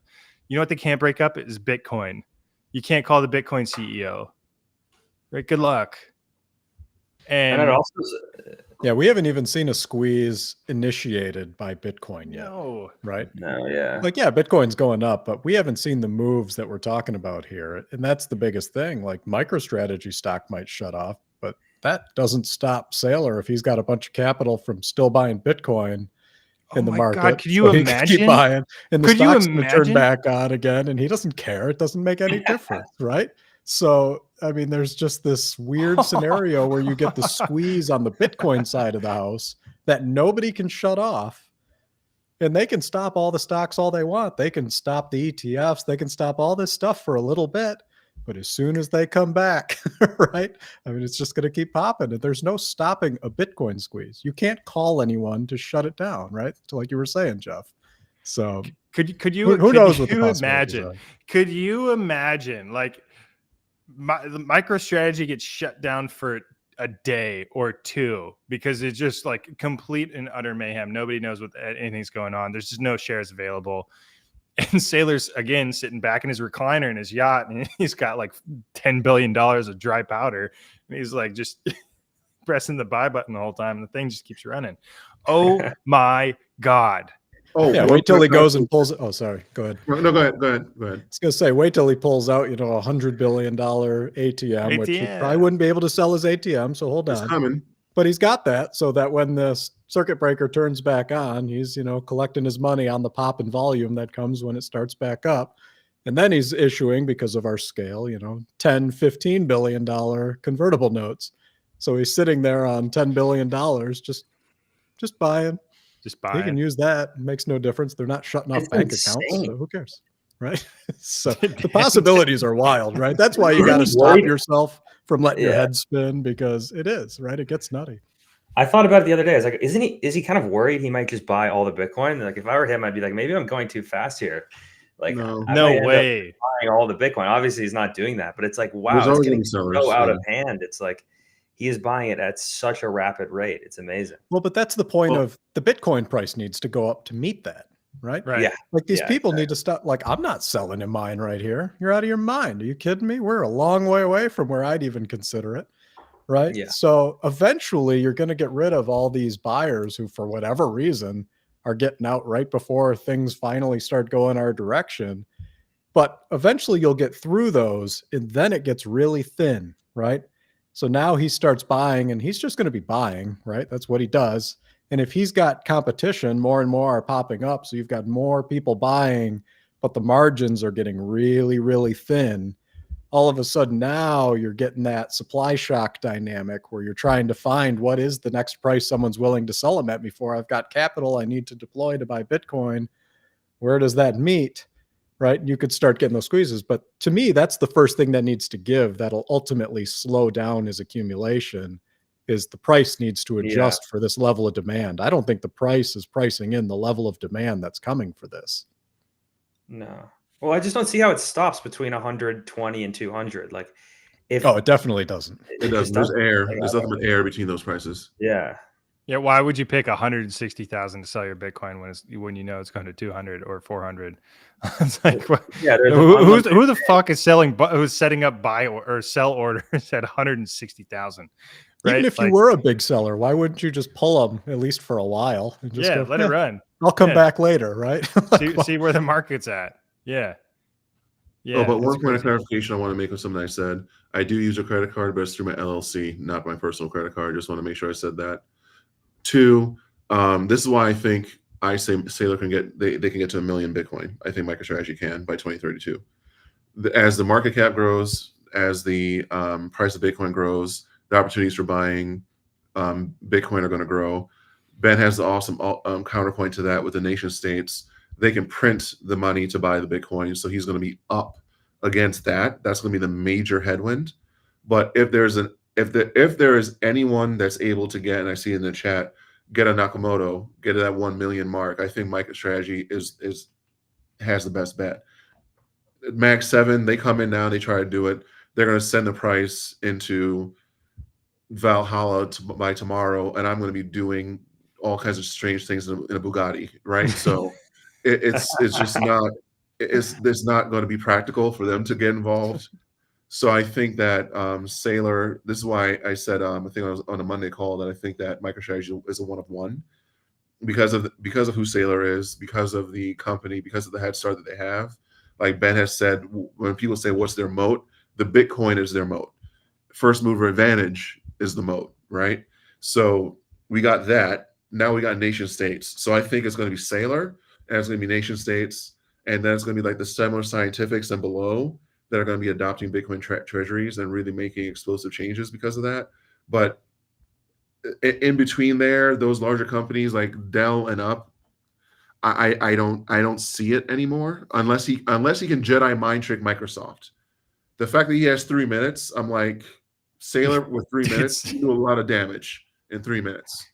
So that's my outlier white swan event that comes in and just sends this thing off into off the races. So well, these smaller companies, right, that are starting to get involved now, I think they're finally starting to identify that if they have even a remotely good setup to do this, you're basically just riding the wake behind MicroStrategy, right? Essentially. He's going to do everything you need to push Bitcoin higher, right? He's got the scale right now. All you need to do is get into the wake behind and just follow now. So right. You've got someone else that took all the risk, right, of setting up this strategy, of stepping on all the landmines and dealing with banks blowing up and all this stuff, right? He's gone through all the risks to kind of perfect the model for you. He's told you the model. You know there's massive demand for the model because he proved out the thesis to the buyers of these convertible bonds.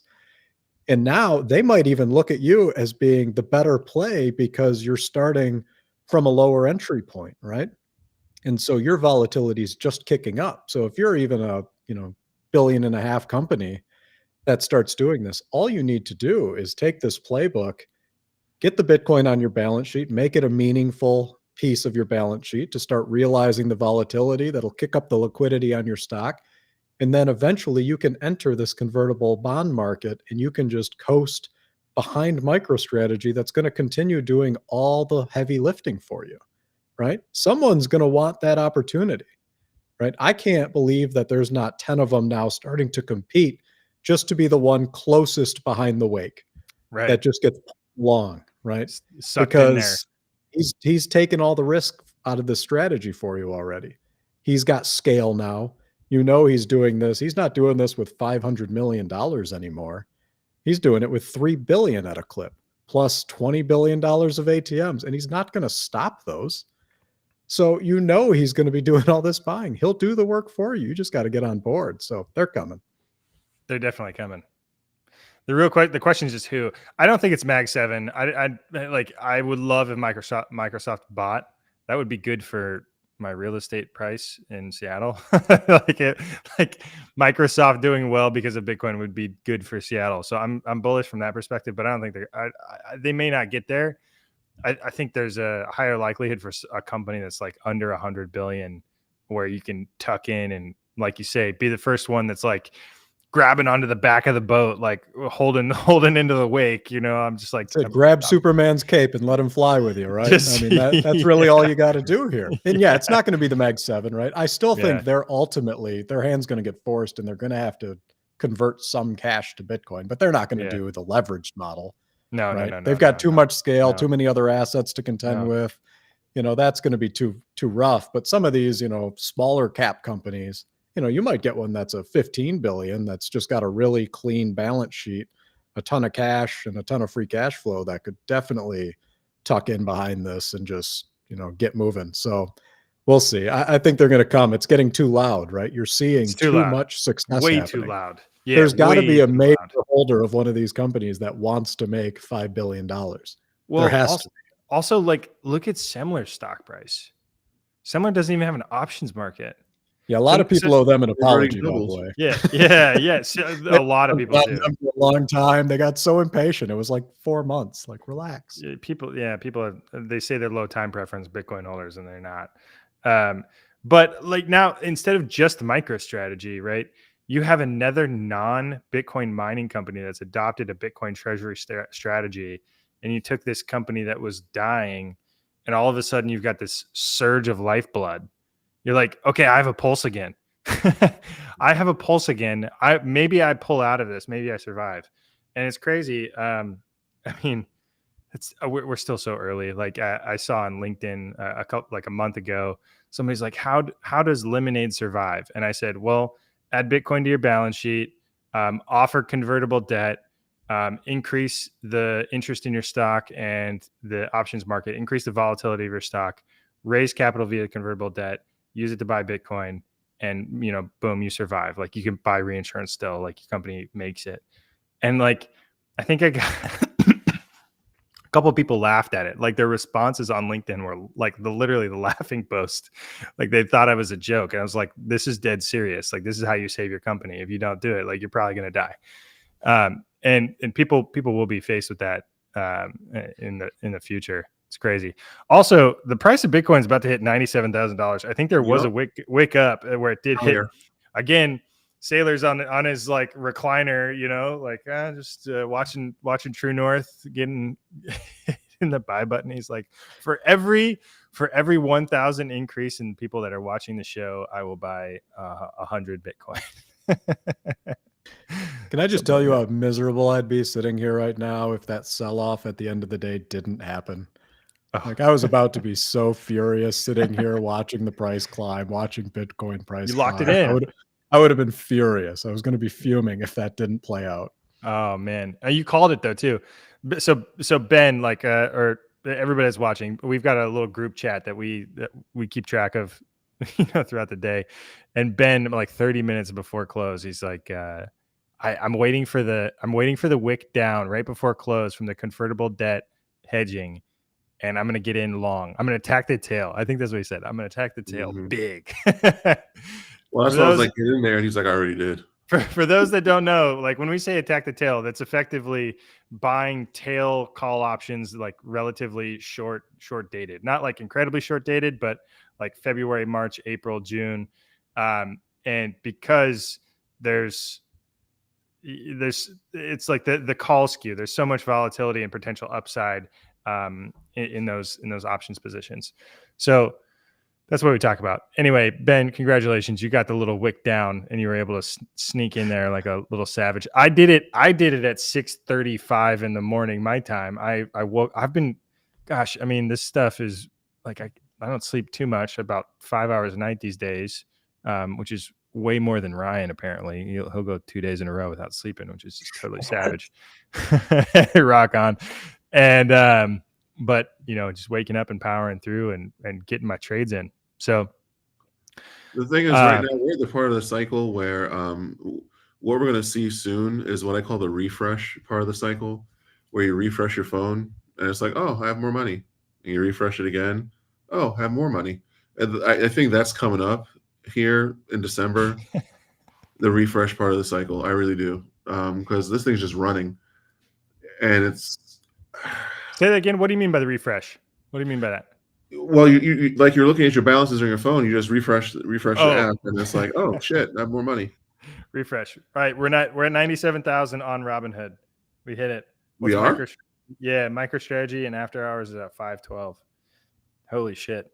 I purchased 510 options. When did I buy these?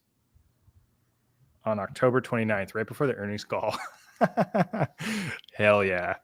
They're about to be in the money. I had the same thing. Like I was looking today and I'm going, all of my options are in the money. All of them are in the money. money. A couple of weeks. Yeah. And you're going, oh my gosh. Like you don't expect that, because there was a lot of them I bought and I'm like, they got time. It'll take a while to get there. And then all of a sudden you're like, oh, well, that I'm happened gonna fast. pose the question to Dan Hillary, because Dan, back in March, April, you started coming out strong and you're like, I'm buying as many 380 December 17th 2025 380 calls.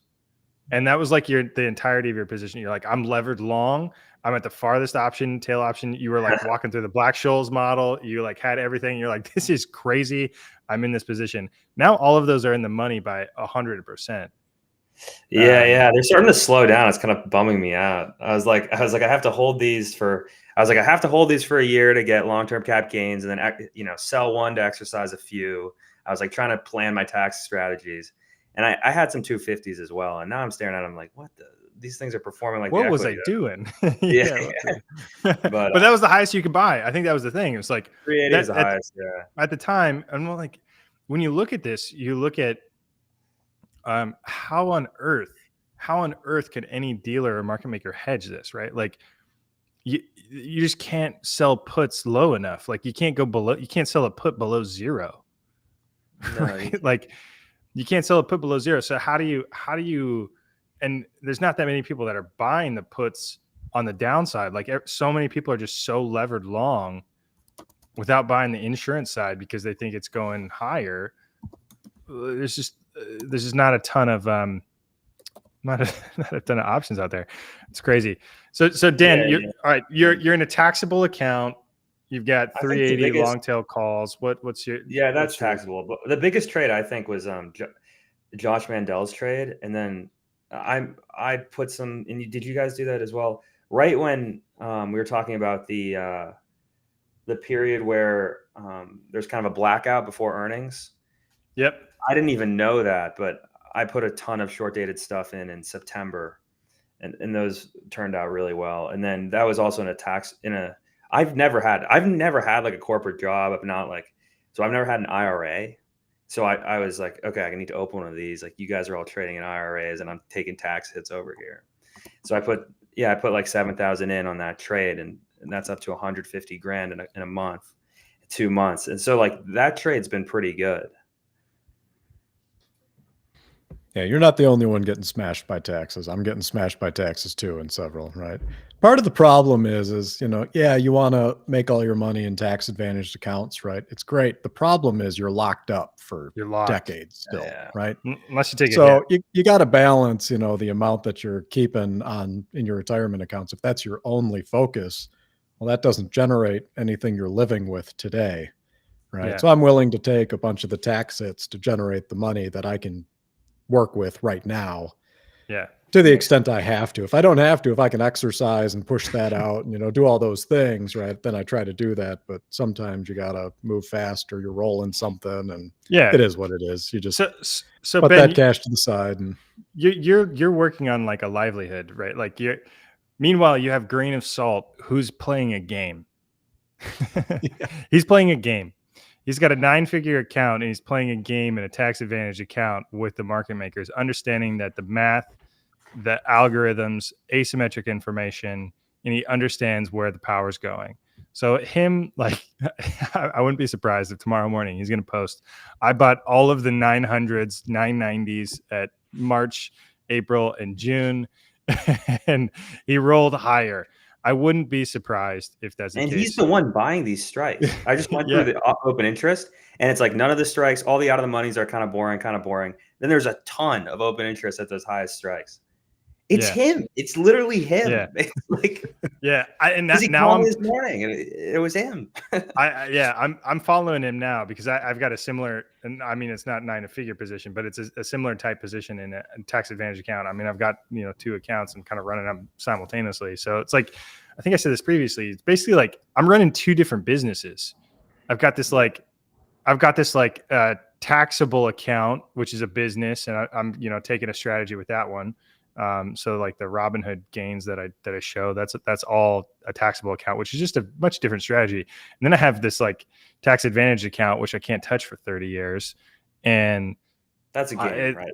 That's a game. And that's where it's like, okay, I'm going to shift my power over here, just because I have asymmetric information. And, it's getting interesting. And your tax basis on those calls you exercise is going to be extremely low. It's going to be nothing. So low. Because when I exercise, there is no taxable event. There's no taxable event, right? And even if Yeah. you wanted to sell a couple, you'd have to like sell one to exercise like 100, right? Yes. Or something crazy. So your tax Yeah. basis is like divide by Incredible low. 100. Yeah, it's super low. Yeah, incredibly low.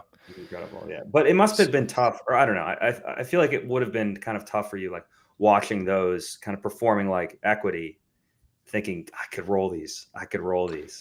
Or Not are you fine not with it? really, because the way I view it is my horizon is to get to my tax advantage account is like 27 years, unless I start taking a hit on those accounts. So I started thinking about, okay, those deep in the money options are just equity that I'm going to earn a yield off of at some point in the future. Like I can't lever long on everything. I can't just be like full degen here. Like I gotta be You smart. have to actually on spot. I gotta be smart about some of this stuff. Don't risk the And- base, right? Yeah, and that is the base. So like those deep in the money call options are the base, and so there's I will exercise 100% of those. I can exercise 100% of those today, but I mean there's so many catalysts on the horizon. I can get out of there without selling as many other positions to exercise those underlying. But I've also got credit and anything. Anyway, Adrian, you gotta run. You want to give final thoughts, exit thoughts before you head out? Yeah. So fun conversation as always. Looks like 98,000 is on deck, so this should be interesting. We're cooking. What's that now? It's like 97.4. Yeah.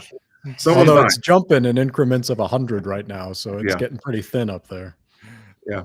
There's then. So everyone in the chat, thanks for joining us. Remember what I said: accountant, financial advisor, they will save your ass. Uncle Sam wants his cut, but they will take installments. So look into it.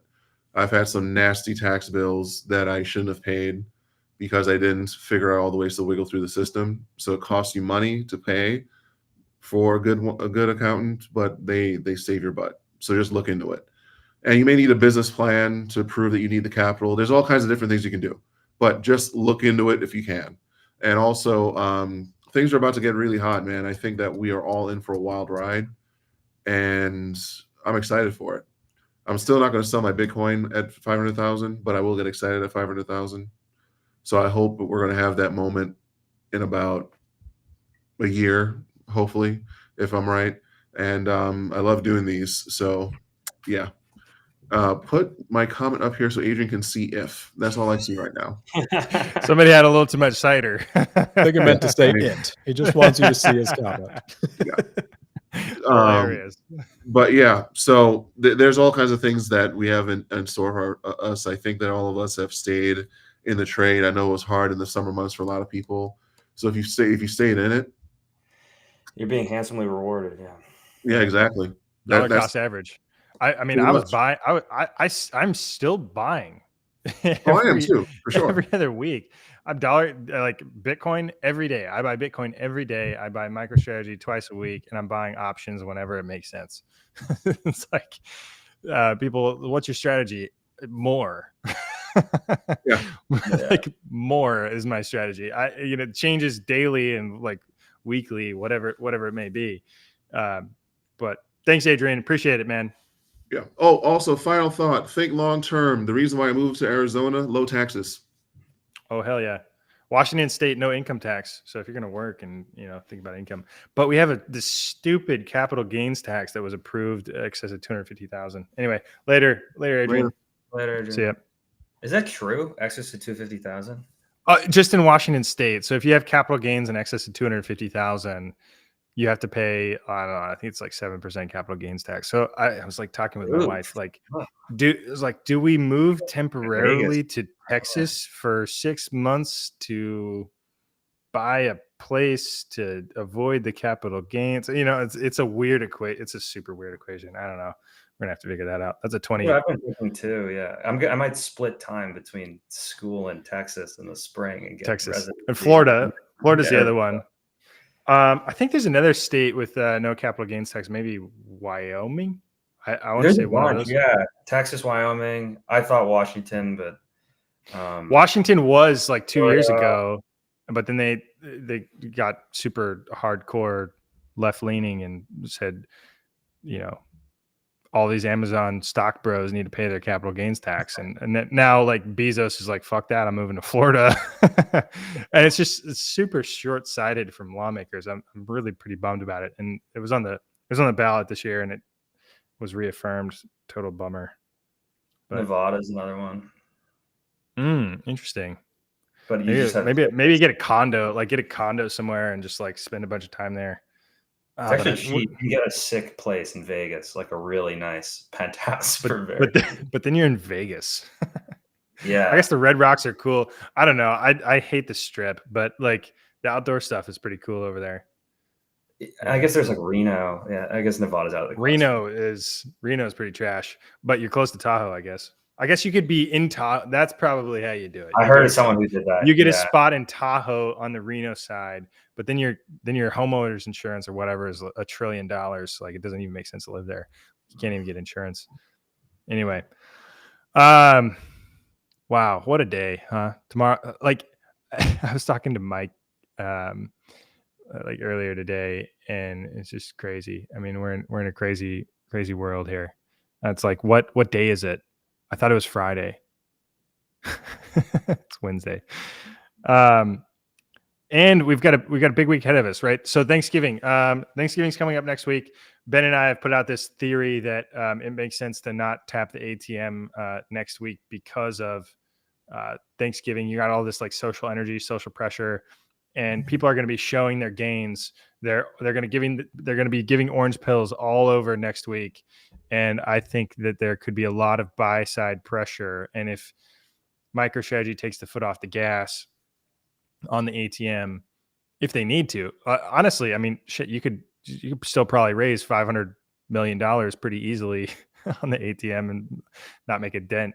So I think to Ben's point, like maybe they're more worried about the Bitcoin price running away. I guess they're going to have to wait it, right? Well, I think he's the one pushing the Bitcoin price away, right?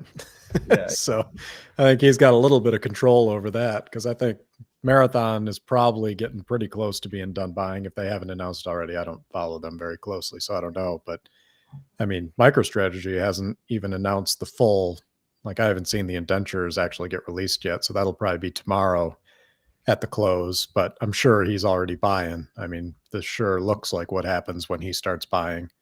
And keep in mind that normally we've seen him buy with a lot less capital than this. So we're going to get to see what this increase in size does to the Bitcoin price. Right now, it's pushing it pretty good. So we'll see. But yeah, I think his incentives are to stay off the ATM next week, particularly if he used it this week in a meaningful way.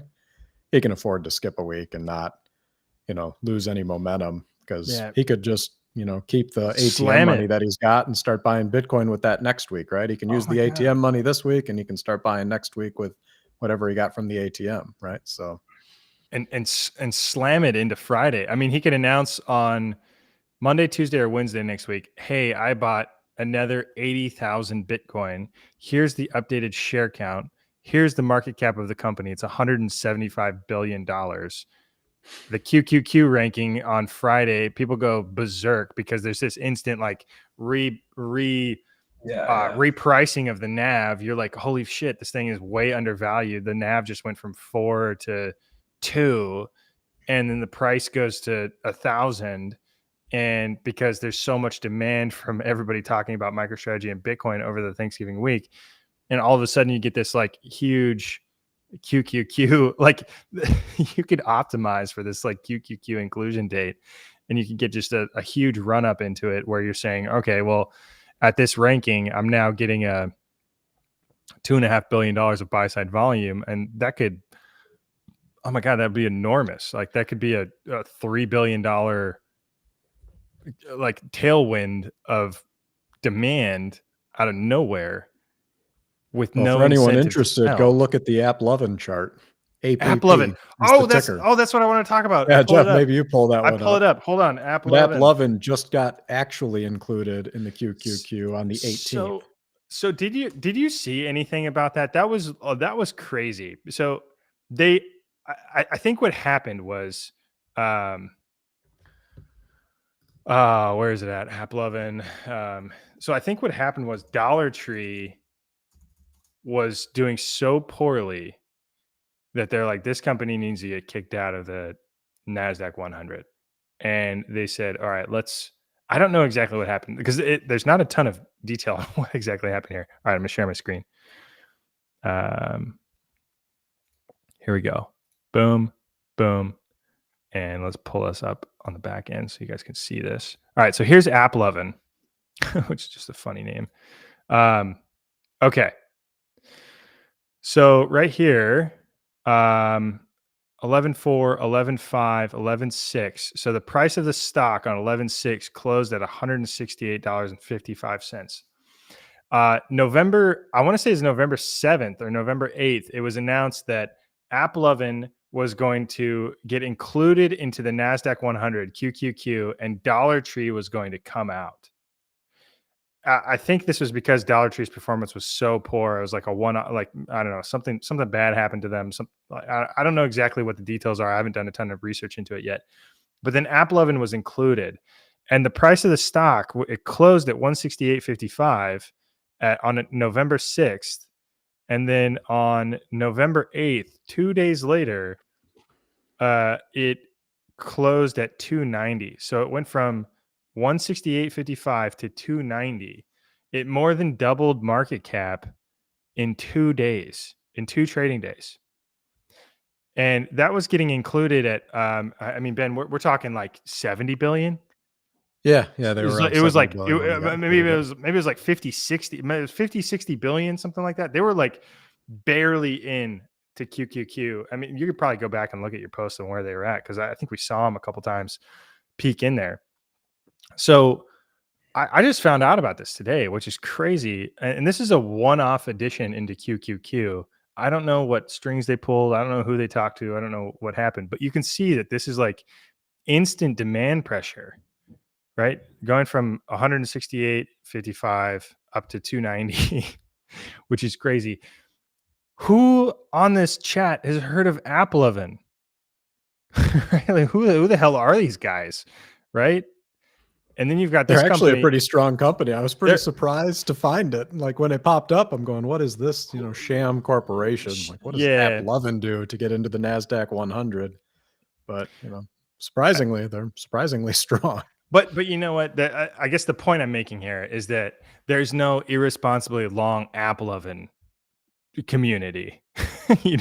There's no incredibly strong Bitcoin holder community out there, right? Like it's just not the same type of. AppLovin is not going to the top of the publicly traded leaderboard. It's just not a name that you're going to see on the top of the publicly traded leaderboard ever. I love Ryan's comment. There's no irresponsibly long IBIT group either. So true. Anyway, so I mean, we're talking massive pressure here that we could see in a very short time frame from QQQ if they get included. I guess there's still a probability that they don't get included for whatever reason, but I would assume Saylor's in the door talking to this folks. I'm sure everybody that is involved with basically QQQ needs MicroStrategy. MicroStrategy doesn't need QQQ.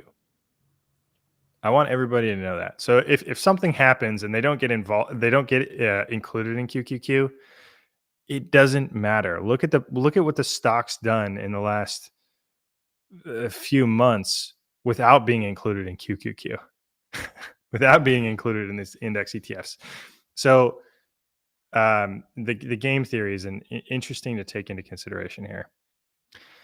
It's kind of a bummer though, is like on the 7th when that got decided that AppLovin was going in, AppLovin got picked because they were the highest ranked non-incumbent. So MicroStrategy had been the highest ranked non-incumbent, and they weren't. They were at like $49 billion market cap. I just went back on that's a good thing. That's a good thing.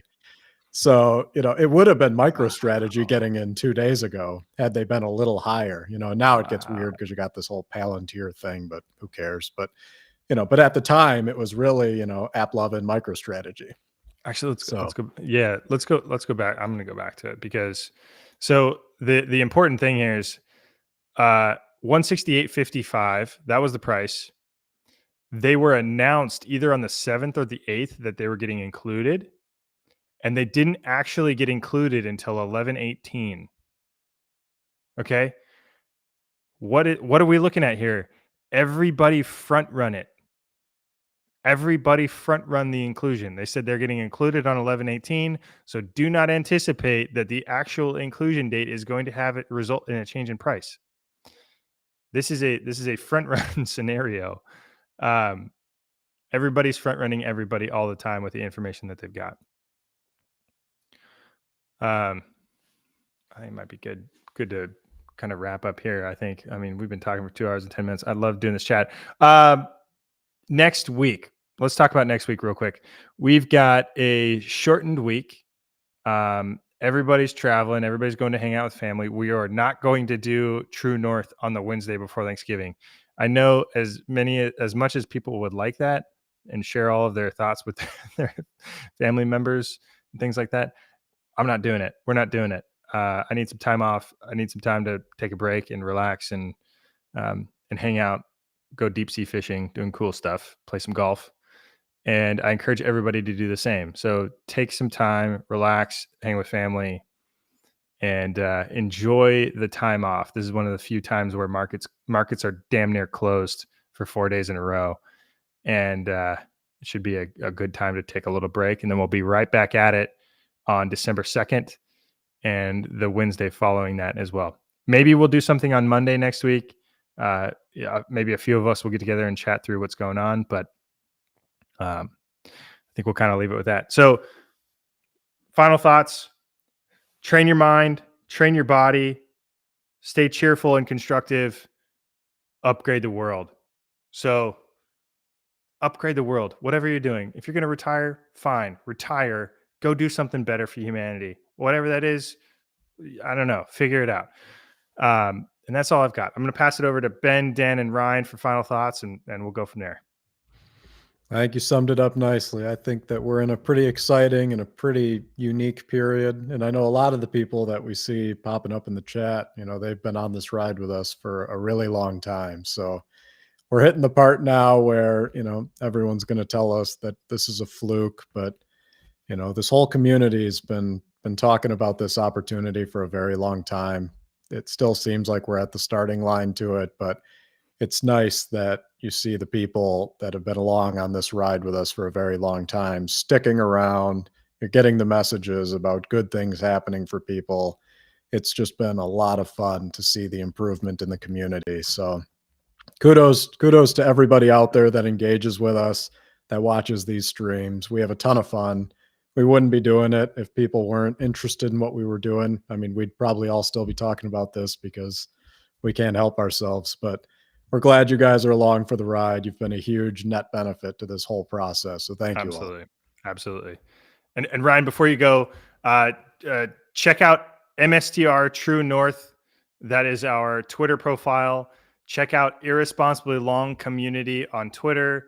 That is where there's a group of people. There's 15,000 people talking about MicroStrategy daily. If you want to comment in there, you've got to join it. I'm talking to you, Penny Lane. And what's next? MSTR Den. Check out MSTR Den. That's a Discord channel. I'm sure somebody will link it in the comments. Check out MSTR Tracker. We've got just tons of data available. There's also mstrmoon.com, which outlines Catalyst and like the convertible debt. And there's a dozen websites out there. I'm sorry if I missed some. And check it out. There's tons of resources. And on to you, Ryan. Final thoughts. Yeah, I would say I think it's very wholesome that we bring up the sailor, 10 pieces of advice every once in a while. It's refreshing for me to hear it. And I do want to be more cheerful and constructive on the internet. But I mean, some of these jerks are just putting out it's like recycled trash that's been said for well over a year now. We've seen it a million times. But the main thing I want to say is I hope people do really get to disconnect for both Thanksgiving and then Christmas. Of course, we'll talk more between Thanksgiving and Christmas. But for me, like when I think about my family or like my close friends, like I'm in one of my best friends' house right now. And that's what really gives me a tremendous amount of inspiration to keep going, is to be able to forgive my sister's student loan debt, buy my parents a house, hopefully retire them to the extent that they will just take my money from me. And then everyone else, I think everyone else's like messages have been so heartfelt. Both the DMs, the comments of people saying like, hey, I was able to retire, or like my wife retired, or, you know, I never thought I would be a millionaire, and like now look at me. So that means a tremendous amount, I think, to all of us. Not that we're ever putting this stuff out in like a financial advice sense, like you should do this, but it is very meaningful. And I'm very behind on DMs. I'm sorry. All my texting, LinkedIn messages, email, Twitter messages, I'm just buried across all of them. So I am going to try and get back to people to the extent that I can. But thank you everyone for the kind words. Yeah, Ryan. And on the same point, I'd say like congratulations to everyone that's like made it this far. And I think there's a lot of people out there that aren't on like the screen and on the podcast with us, but they've been doing so much in their, you know, their own little influencer in their own world, where they, you know, told their friends about this, and, you know, they made life-changing money. So I think everyone's doing it in their own ways, and like kudos to anyone who, you know, made it through the summer and made it through the past couple of years. And even though we're the ones talking, like you guys are doing it, everyone's doing it. There's not just one person. Yeah, everybody made those decisions themselves. Yeah, Again, exactly. This is not financial advice, right? Like everybody's trying to take in information and understand how to make their future better. And I mean, that's one of the beautiful parts about Bitcoin, and the exciting parts about it for me, right? Like I've got a huge horizon of working life left, and I'm jacked, totally jacked to create the future financial world of Bitcoin. And I'm excited to make it happen. And I will be working on it. I can confirm that I will be working on it over the next 30 years, probably. So thank you everybody for the time. Final subscriber count, 18,000, or not subscriber count, viewer count, 18,363. Final Bitcoin price, 97,480. And when we started this show, it was at 94,740. So we're up $3,000 just on Bitcoin price just during the call. Incredible. I think for scale, the biggest arena in the city by me holds 14,000 people, right? The biggest arena. 14. So we've got 4,000 more people than the biggest arena by me can hold, which is incredible. It's all people who just want to hear and talk and learn about MicroStrategy stock. Like, what a wild world we live in. Wild. Yeah, it's like a stadium. We've got a stadium of people here. It's insane. All right. Thank you, everybody. Appreciate the time. We'll catch you later. Have a great Thanksgiving if we don't see you on maybe Monday next week, and we will catch up with you all in December. True North.